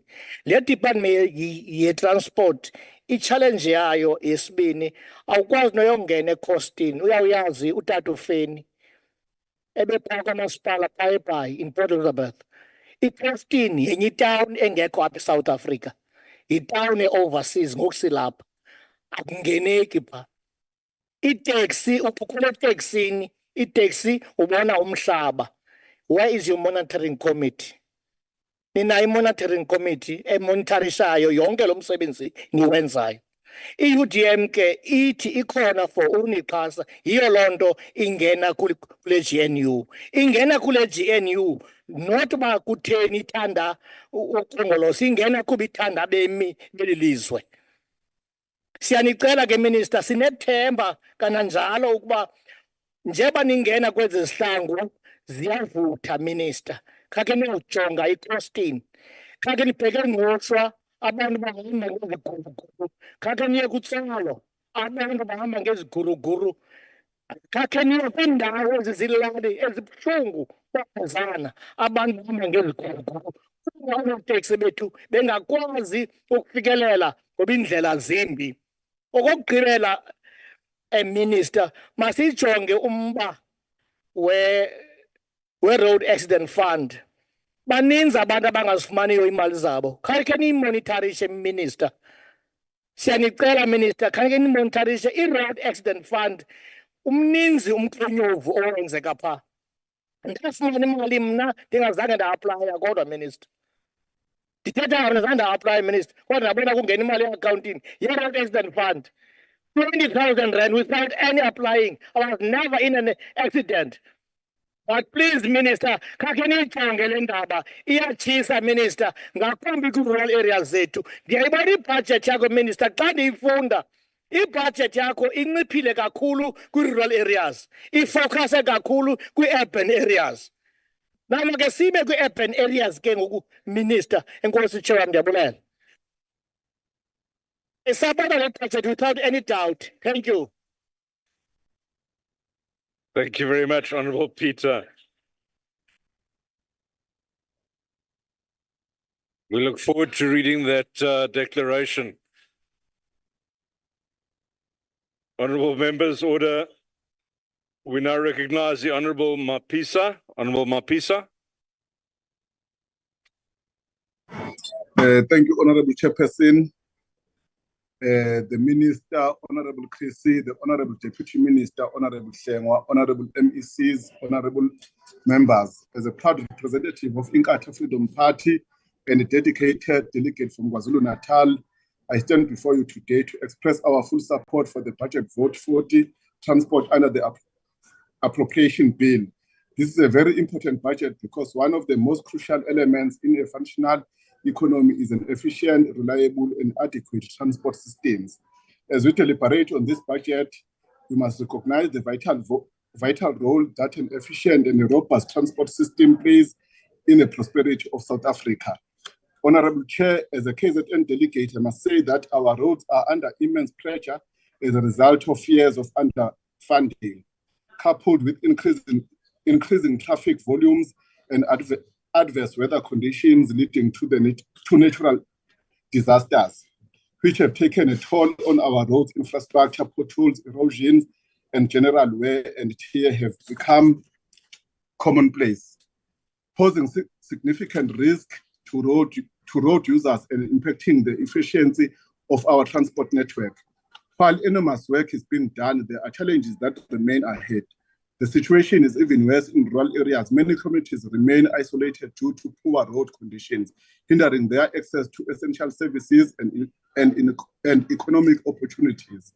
This exacerbate poverty and inequality, issues that we as a nation are committed to address.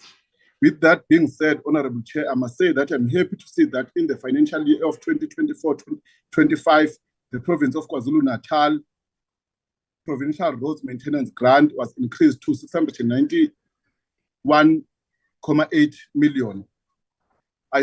We hope to see a further significant increase in future, given the fact that the province seemingly faces a continuous threat of natural disaster, such as floods, tornadoes, and wildfire, all of which poses a major threat and challenges in the implementation and maintenance of significant transport projects, especially our roads. It is important to remember that roads are the arteries of our economy. They connect our cities, towns, and rural areas, facilitate the movement of goods and services and people. They enable business to operate efficiently, farmers to bring their produce to market, and citizens to access education, healthcare facilities, and employment opportunities. Honorable Chair, an increase of PRMG within the province will not only benefit the people of KZN alone, but the country as a whole. Our roads network plays a pivotal role in supporting the activities of two Africa's largest and busiest ports, Durban and Richards Bay. These ports are not only the gateways for international trade, but also critical hubs for our national logistic network. The efficiency of these ports depend heavily on the conditions of connecting roads and infrastructure. In relation to issues dealing with road accidents, I would like to agree with Honorable Sengwa, the Deputy Minister, that young people have to take more responsibility and avoid drinking and driving. Law enforcement agencies also have to play their role in dealing with this issue by applying the zero tolerance approach that Honorable MEC Duma spoke about earlier.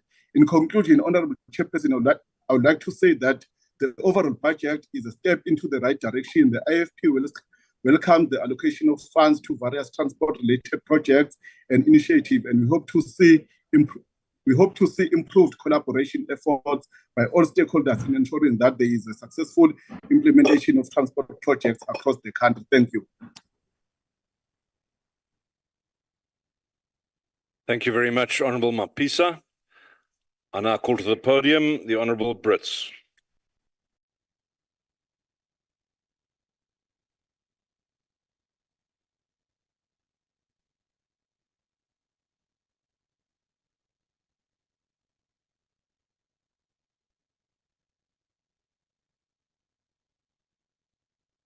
Honourable Chairperson, Honourable Minister, Honourable Deputy Minister, Honourable members, Abantu Basim Mzansi Afrika Molweni. Goeiemiddag. The past week we read with horror of the tragic story of an 11-year-old learner, Lifaletu Mbasana, who walked home after a bus driver would not allow him to board the bus. And he was forced to walk the 50 kilometers back home after he lost his bus ticket. Honourable Deputy Minister, you made reference to the learner transport program and the progress that has been made in that regard. Earlier this year, 40,000 learners in the Eastern Cape province were left stranded after transport operators in that province were not paid by the Provincial Department of Transport. Unfortunately, the situation has not improved, and thousands of learners are still left stranded.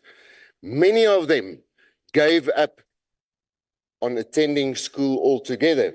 The Eastern Cape Premier promised in January of this year that an additional 90 million rands would be made available to cover the outstanding payments to operators. That had not been paid since November last year. After this promise was not fulfilled, the status quo remains in force, and thousands of learners are still left stranded without transport to school. Several investigations, including a review by the Public Service Commission and an audit by the Provincial Treasury, have been launched into the learner transport program in recent years. The average cost to transport 103,000 learners in the Eastern Cape cost around 100 million rands a month. The program's budget is 695 million, and the accruals from the 2020 and 2023 financial year were over 230 million rands. The DA has been highlighting the plight of learners reliant on scholar transport for years and have repeatedly called for the program to be better managed, better funded, and better resourced. Last year, when the budget was tabled, we cautioned the Roads and Transport MEC and the Provincial Treasury that that budget was hopelessly insufficient to provide the transport needed. The current budget tabled still does not address this shortcoming.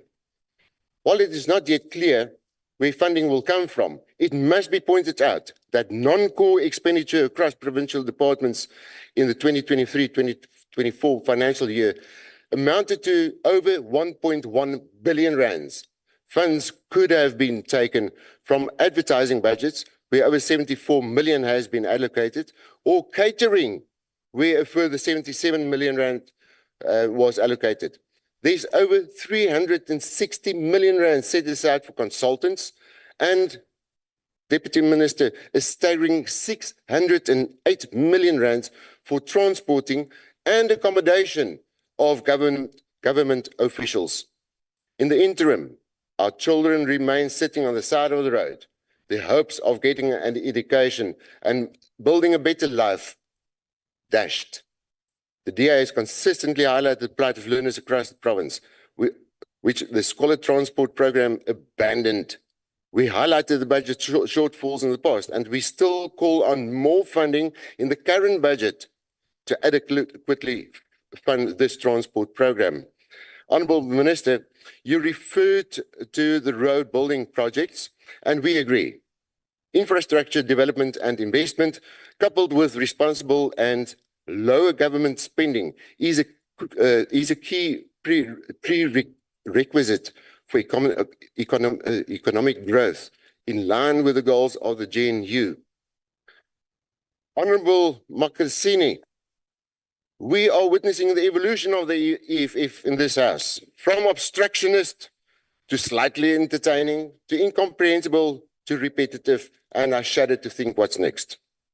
Honourable Peter, I hope and trust that you've paid that money that was paid into your bank account, that you've paid it back.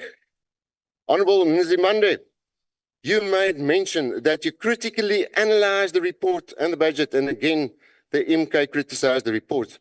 But we are still waiting for your better proposals. I will advise members not to hold your breath while we are waiting on the MK to come up with positive proposals. You've used a full 9 minutes to compress a lot of words into this small space of incomprehensibility and incoherency.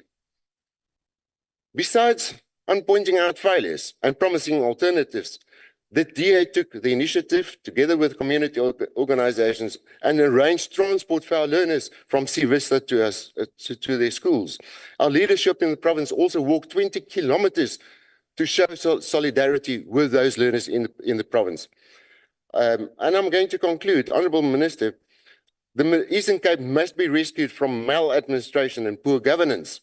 And the DA will continue to fight for learners across the province to give them a fighting chance for a better future. And when you take something away from this, Honourable Minister, let it be this. When you move people, you move money. Thank you, Inkosi. Siyabonga, Honourable Member. Esikhathini samanje ngizonikeza u-Honourable Kaunda azothula umbiko wakhe.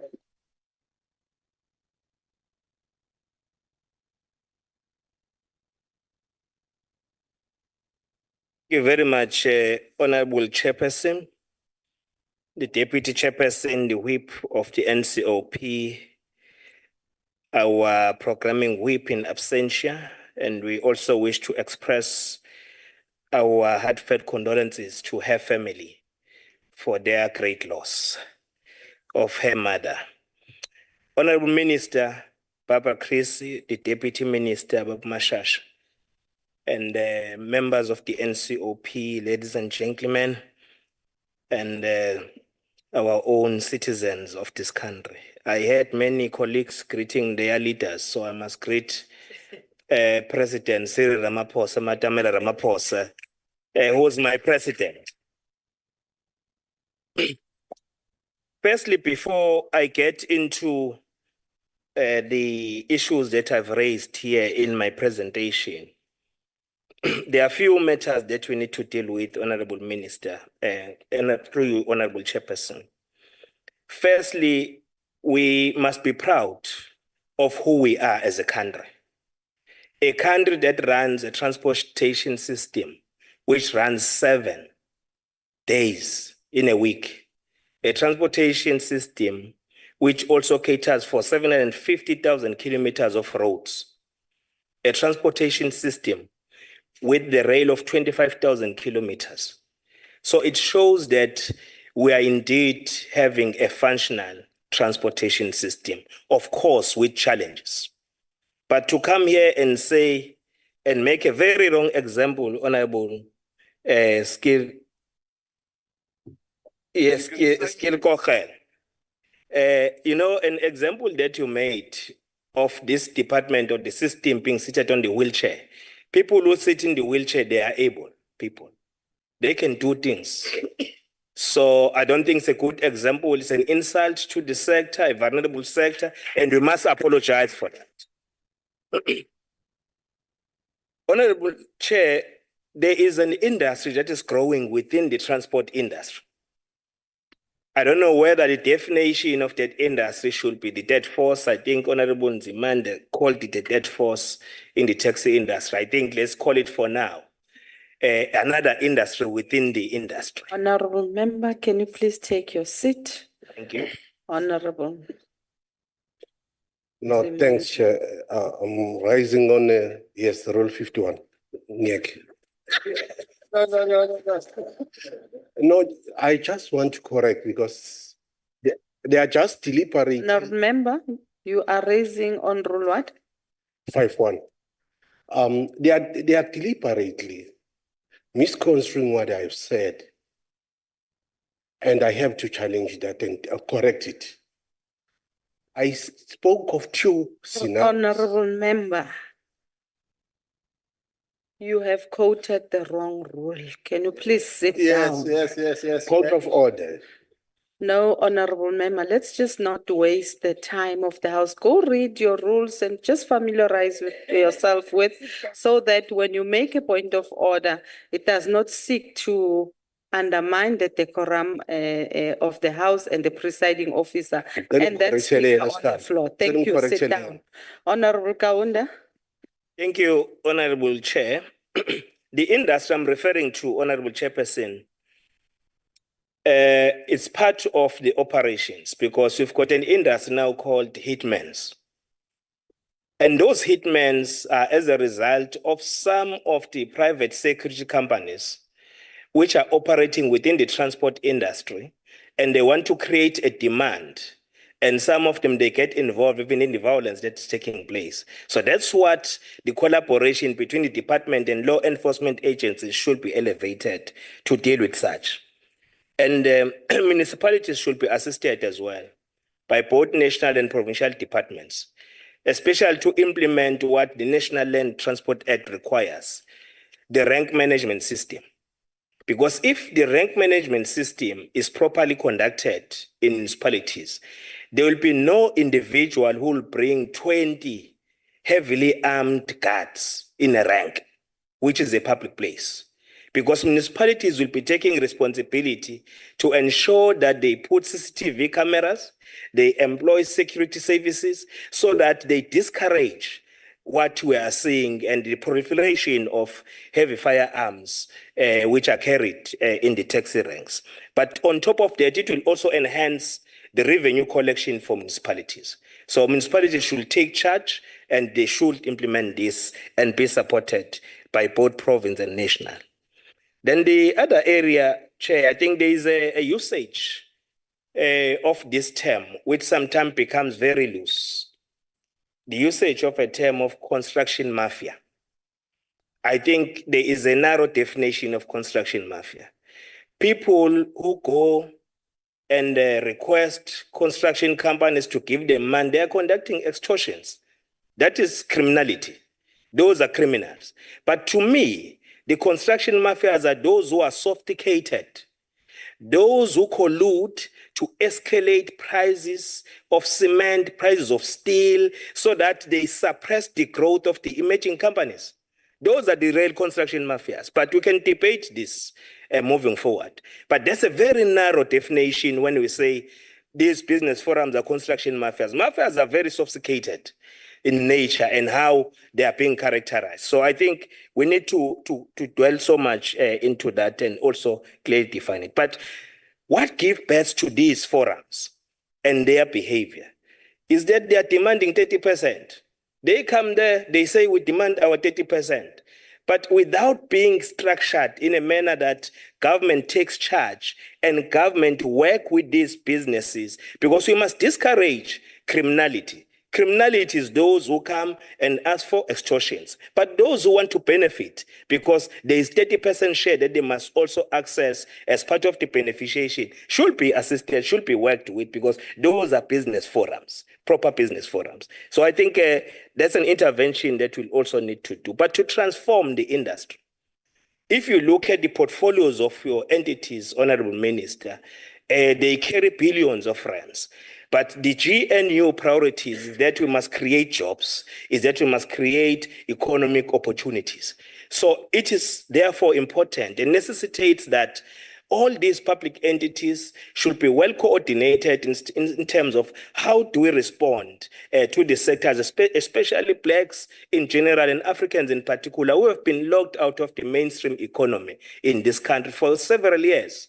So it's important that we structure the way in which we can intervene properly to their plight and also respond, so that it doesn't become forcefully driven by wrong people to demand this 30%. So the triple PFA that has just been assigned by the president also give birth to how we can better transform the economy of our country. So the beneficiation by these vulnerable sectors, women, youth, people with disabilities, must be encouraged, especially also to put another sector, military veterans, for people who struggle for this country, for our liberation, but today they are eating in the dustbin. So we need to be responsive. We need to carry their aspirations as government that is carrying. Honorable Chair, as I proceed, it's important also to highlight that looking at the State South Africa May 2024 statistics, in the freight transportation, of course, the volume of goods transported, payload decreased by 9.2% in May 2024 compared with May 2023. The corresponding income decreased by 0.8%, and we know the factors that influence that. On passenger transportation, the number of passenger journey increased by 5.8% in May 2024 compared with May 2023. The corresponding income increased by 10.6% over the same period. Seasonal adjusted passenger journeys increased by 0.4% in the 3 months ended May 2024 compared with the previous 3 months. Rail passenger journey increased also by 4.5%. Contributing to 0.8 of a percentage point, while road passenger journeys decreased by 0.5%, contributing negative 0.4 of a percentage point. Chairperson, I argue that a conceptual understanding of a helicopter view of the relationship between the value of the public transport and the economy must be understood in the context of a macroeconomic and microeconomic perspectives.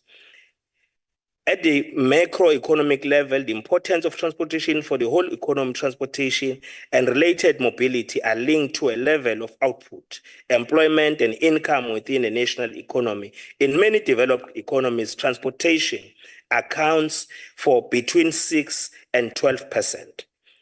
At the microeconomic level, it also requires that we intervene in a manner that we have raised. Therefore, the investment in public transport infrastructure is the most appropriate decision a country must make. It is for this reason that we support this budget as African National Congress. Our view is that this budget will go a long way towards addressing infrastructure challenges and improve the lives of people, particularly in the rural and township areas.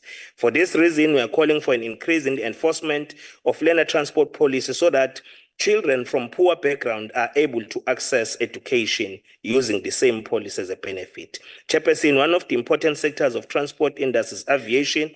We want to take this opportunity to commend Civil Aviation Authority for the sterling work they continue to do, for not experiencing challenges in our commercial flights. So this is an achievement that as a country, we've been running this for decades, but we are not experiencing challenges other countries are experiencing. Recently, we are seeing more women and young people from previously disadvantaged backgrounds playing a meaningful role in this sector, so doors must continue to be opened. Honourable Minister, want this transformation to be accelerated, and one of the strategies of fast-tracking this is to create awareness about the sector through career guidance in rural areas and in township. Greater efforts must also be put in supporting our maritime sector. Government has identified maritime as an area that presents great opportunities, particularly in coastal cities such as Durban and Gqeberha and other cities. In this regard, we must strengthen collaborative efforts with all role players in the sector to unlock the ocean's economy. We must commend the government in Gauteng for West Rand area for responding to the plight of that family that was affected in road carnage, as well as MEC Duma in KwaZulu-Natal for the R74 carnage, which also Gasa family lost about 3 members of the family. Because this is how government should be expressing its own character of being a caring government when people are faced with this situation. Let me take this opportunity to applaud Department and Central for the investment they continue to make to upgrade our national road networks. For instance, KwaZulu-Natal has turned into a construction site with the upgrade of N2 and N3. Sikhuluma nje namhlanje abantu bakwaXimba se-appointiwe inkampani ezokhanda ibridge yenziwa uSanral. Ngenxa ukuthi baningi abantu abadlulayo emhlabeni ngokuthi ibridge beliyi one way. And indawo terrain is very difficult. So lokho kuzophela manje ngoba abantu bakithi bazokwazi ukuthola lolo sizo lolo. Siyawubonga ke umnyango ubambisene noSanral kuzo zonke eindaweni eziningi KwaZulu-Natal. Mawukhuluma ngokulungiswa kwemigwaqo ePortshepstone uSanral wenza umsebenzi emihle. Mawukhuluma ngeTheku kuSpaghetti Junction nakhona kwenza umsebenzi omuhle kakhulu. Mawukhuluma kuMtubatuba mningi umsebenzi siubonile uSanral wenza ukudala amathuba omsebenzi kodwa nokulungisa inqalasizinda ukuthi besezingeni. So what is also encouraging about this multi-billion investment is that it has also created jobs and business opportunities for local communities. It is important that when road upgrading programs arise in all spheres of government, we must ensure that there is full participation by members of the society. So communities must be fully involved. Sectors in the society, as we have made mention of women, youth, people with disabilities, as well as military veterans, should fully participate, and the space should be open through social enterprises that will give birth, so that we do not have businesses that are only owned by the elite, the few that benefits, and you leave the entire community without any benefit. So it's important that social enterprises are established so that we become more responsive to the plight and aspirations of people of our country. Chairperson, we also want to emphasize the importance of rolling out the implementation of integrated public transport networks. We strongly believe that government must play a central role in the provision of integrated, safe and reliable transport, which is afforded. We are pleased that the issue of Durban in eThekwini and Mkungundlovu integrated transport networks is being addressed. This will not only enhance public transport in our cities, but it will also allow new players and ultimately transform the public transport sector.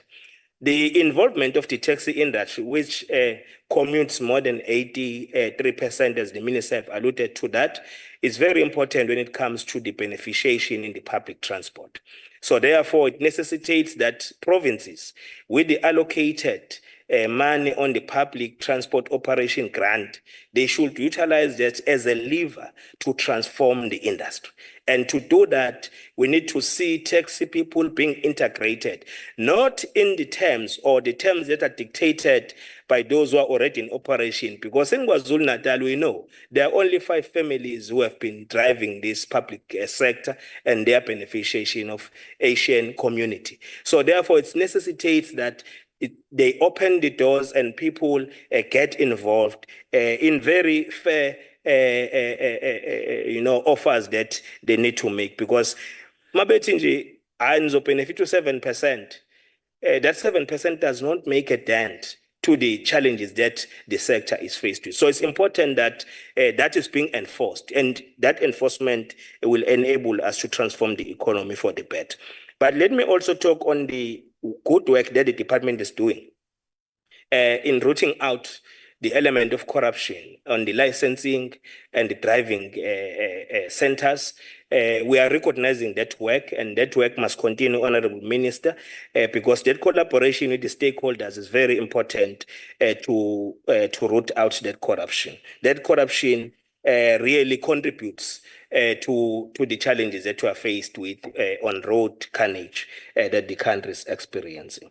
Let me also emphasize the point that Deputy Minister emphasized here, Ubab Mashash. You come here, colleagues, you say department must do this, we demand this, but you don't support the budget. How the department is going to do all this work without the budget? You can imagine if all of us, we agree with you here, we say, let us not support the budget. So the department is not going to be able to do the work. So it's very important that we support the budget so that we allow and enable the department to do the good work that it is doing. And it is unreasonable to expect that the damage that was caused more than 340 years ago of leaving people in rural areas and townships without roads, then we can undo that within 30 years. So we need to work together and allow a department a space to ensure that we respond to the plight of the poor. I know I've touched veins of other people by saying that, but what is becoming important is that let us collaborate, work together to be responsive and address the challenges. The backlog that we see in rural areas, Operation Shungutuli, Operation Sihamba Sonke, all these operations should be expedited so that we are able to respond to the plight of the poor. I thank you, Honorable Chair.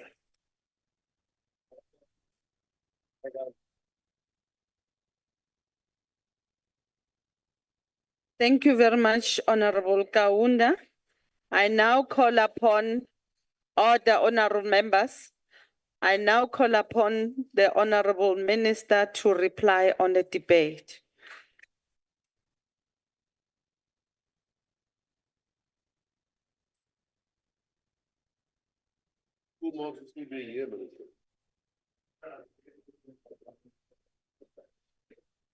Thank you very much. Honourable House Chair, I think I've got 2 more minutes that I had left over from my, you only gave me 10.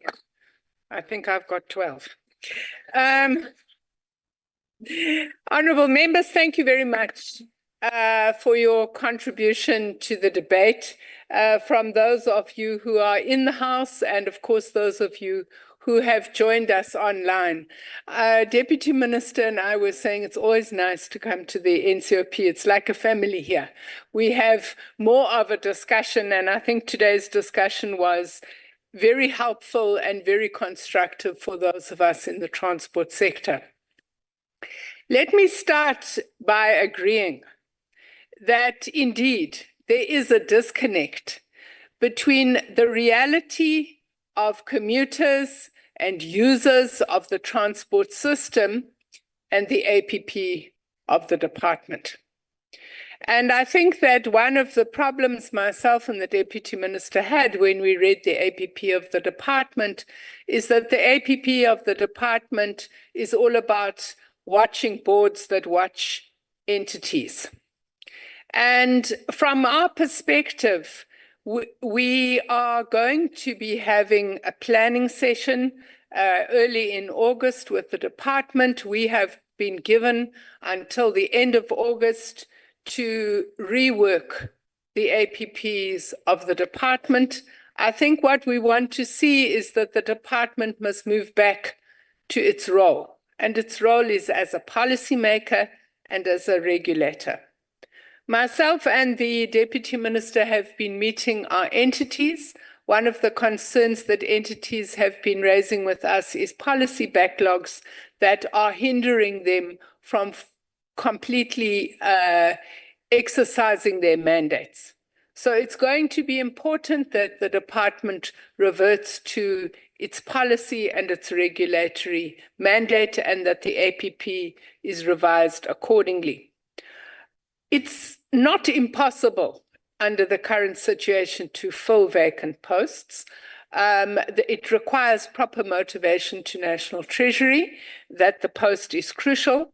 Of course, what we have to look at is whether the current department is fit for purpose and whether there is enough capacity to fulfill its mandate before we start to fill vacant posts. Because as honourable members have pointed out, there's lots of need out there.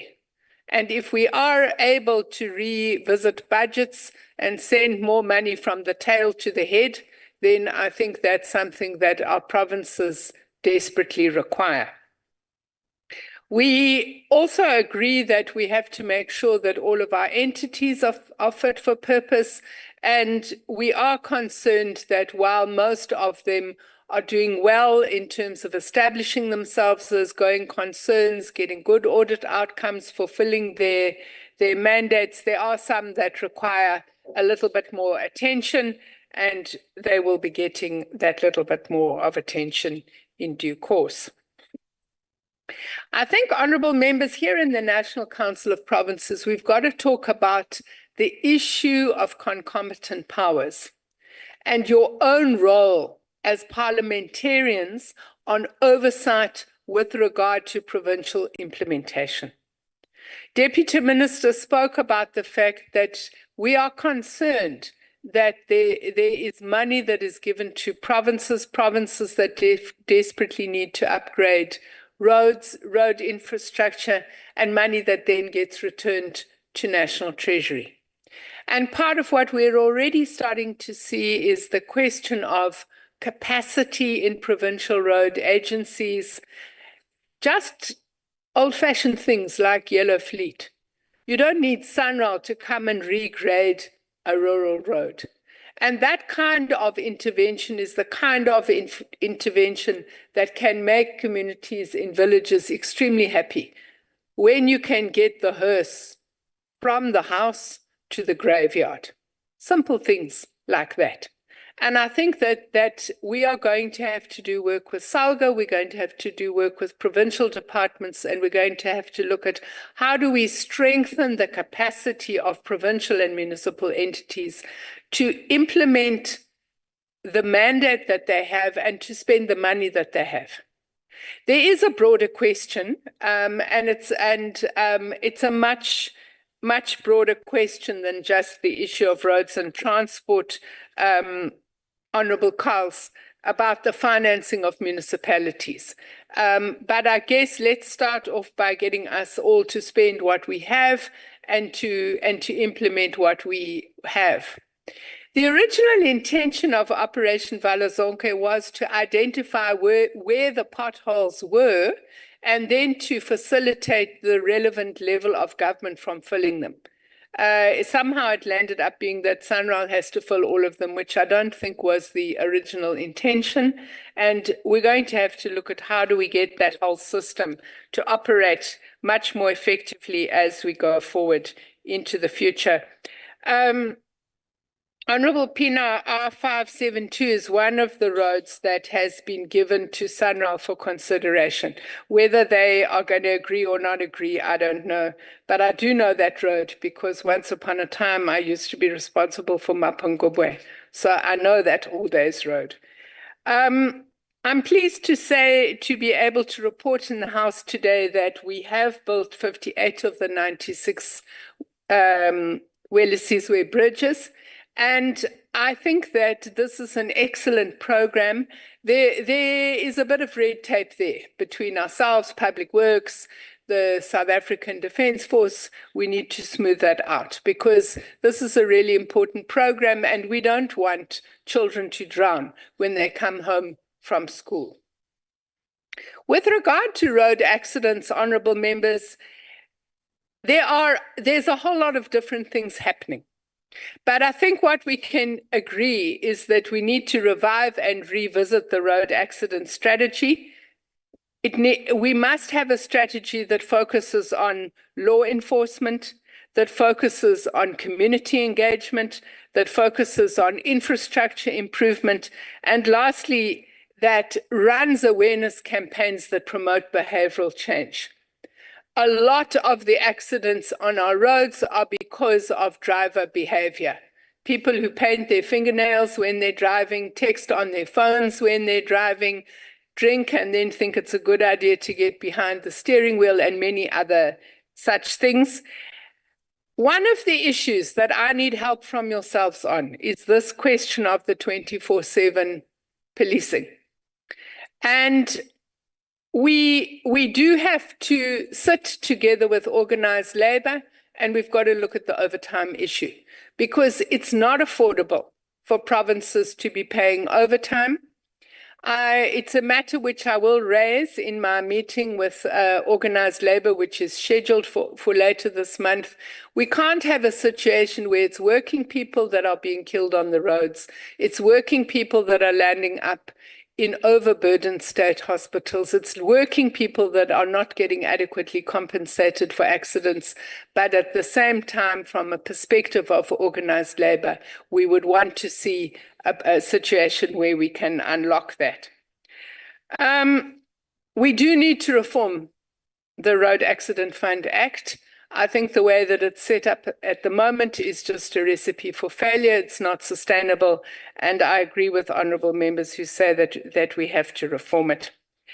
I also agree with everybody who's made the point today that we've got to move the freight off the roads and back onto rail. There is absolutely no doubt that coal trucks and manganese trucks and iron ore trucks are just chewing up roads that were not created for such heavy traffic. But I think that this is something that is going to take a bit of time. We obviously are looking forward to the pronouncement of the president that entities will also be accounting to their line departments for on a policy issue, and this would then allow us to be involved in implementing the logistics roadmap and also supporting the National Logistics Crisis Committee. We do already have work that is going on around the private sector participation, third-party participation in the rail sector. We do need new operators. We need to look at BOTs to improve infrastructure. So this is something that I think we would really want to make sure that we are able to support. And of course, supporting this is going to not only involve focus on third-party participation, but it's going to involve planning and the role of rail in our integrated transport systems, the question of skills, and of course the question of security because of the terrible problem we face of sabotage of our transport infrastructure. Honourable Brits, you know, I know you really did feel that you wanted to rescue South Africa, but the outcomes in the Eastern Cape, there was only about 250,000 people in the Eastern Cape who thought that they wanted to be rescued by you. Unfortunately, they thought that the current ruling party, they would continue to support with 1.1 million voters. So I guess, you know, there's a wonderful poem by Bertolt Brecht that says, you can change the people if they don't give you the right outcome with regard to a government. Let me go back to good news for today. And this good news came from PRASA. And today we can celebrate that PRASA today opened the line from Cape Town to Nolongile Station in Khayelitsha. This is a really important development for communities in Khayelitsha and Mitchell's Plain. It is at the moment a very preliminary offering, but it gives us hope that once again we can restore the rail system and the passenger rail system to what we would want it to be: safe, cheap, affordable, and on time. Thank you very much, Honourable House Chair. 5 years is better than never, sir.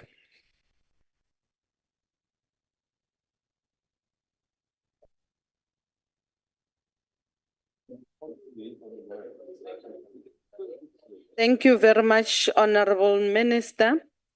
We want to take this opportunity and thank you for coming before the House to table your budget and your Deputy Minister. I think the engagements and how you tabled the budget, it triggered quite a number of issues and questions that members will have to sort responses to as and when they do their work. And we also want to indicate, as we wish you well in your new responsibilities, that the commitments that you have made today in this House will then be followed through. We would then expect Honorable Minister and the Deputy Minister to give us a detailed implementation plan with clear timelines, of which subsequently we will then have to go on the ground and do oversight in that regard. And then we hold to our mandate that we will have to do continuous oversight so that we help the people of South Africa and ensure that the work that you are doing has checks and balances for the betterment of South Africa. Having said that, honorable delegates, thank you for attending the session, and also the MECs and those that have joined through the virtual platform. The meeting stand adjourned, and we'll till we meet again tomorrow at 14 hours. Thank you. Recording stopped.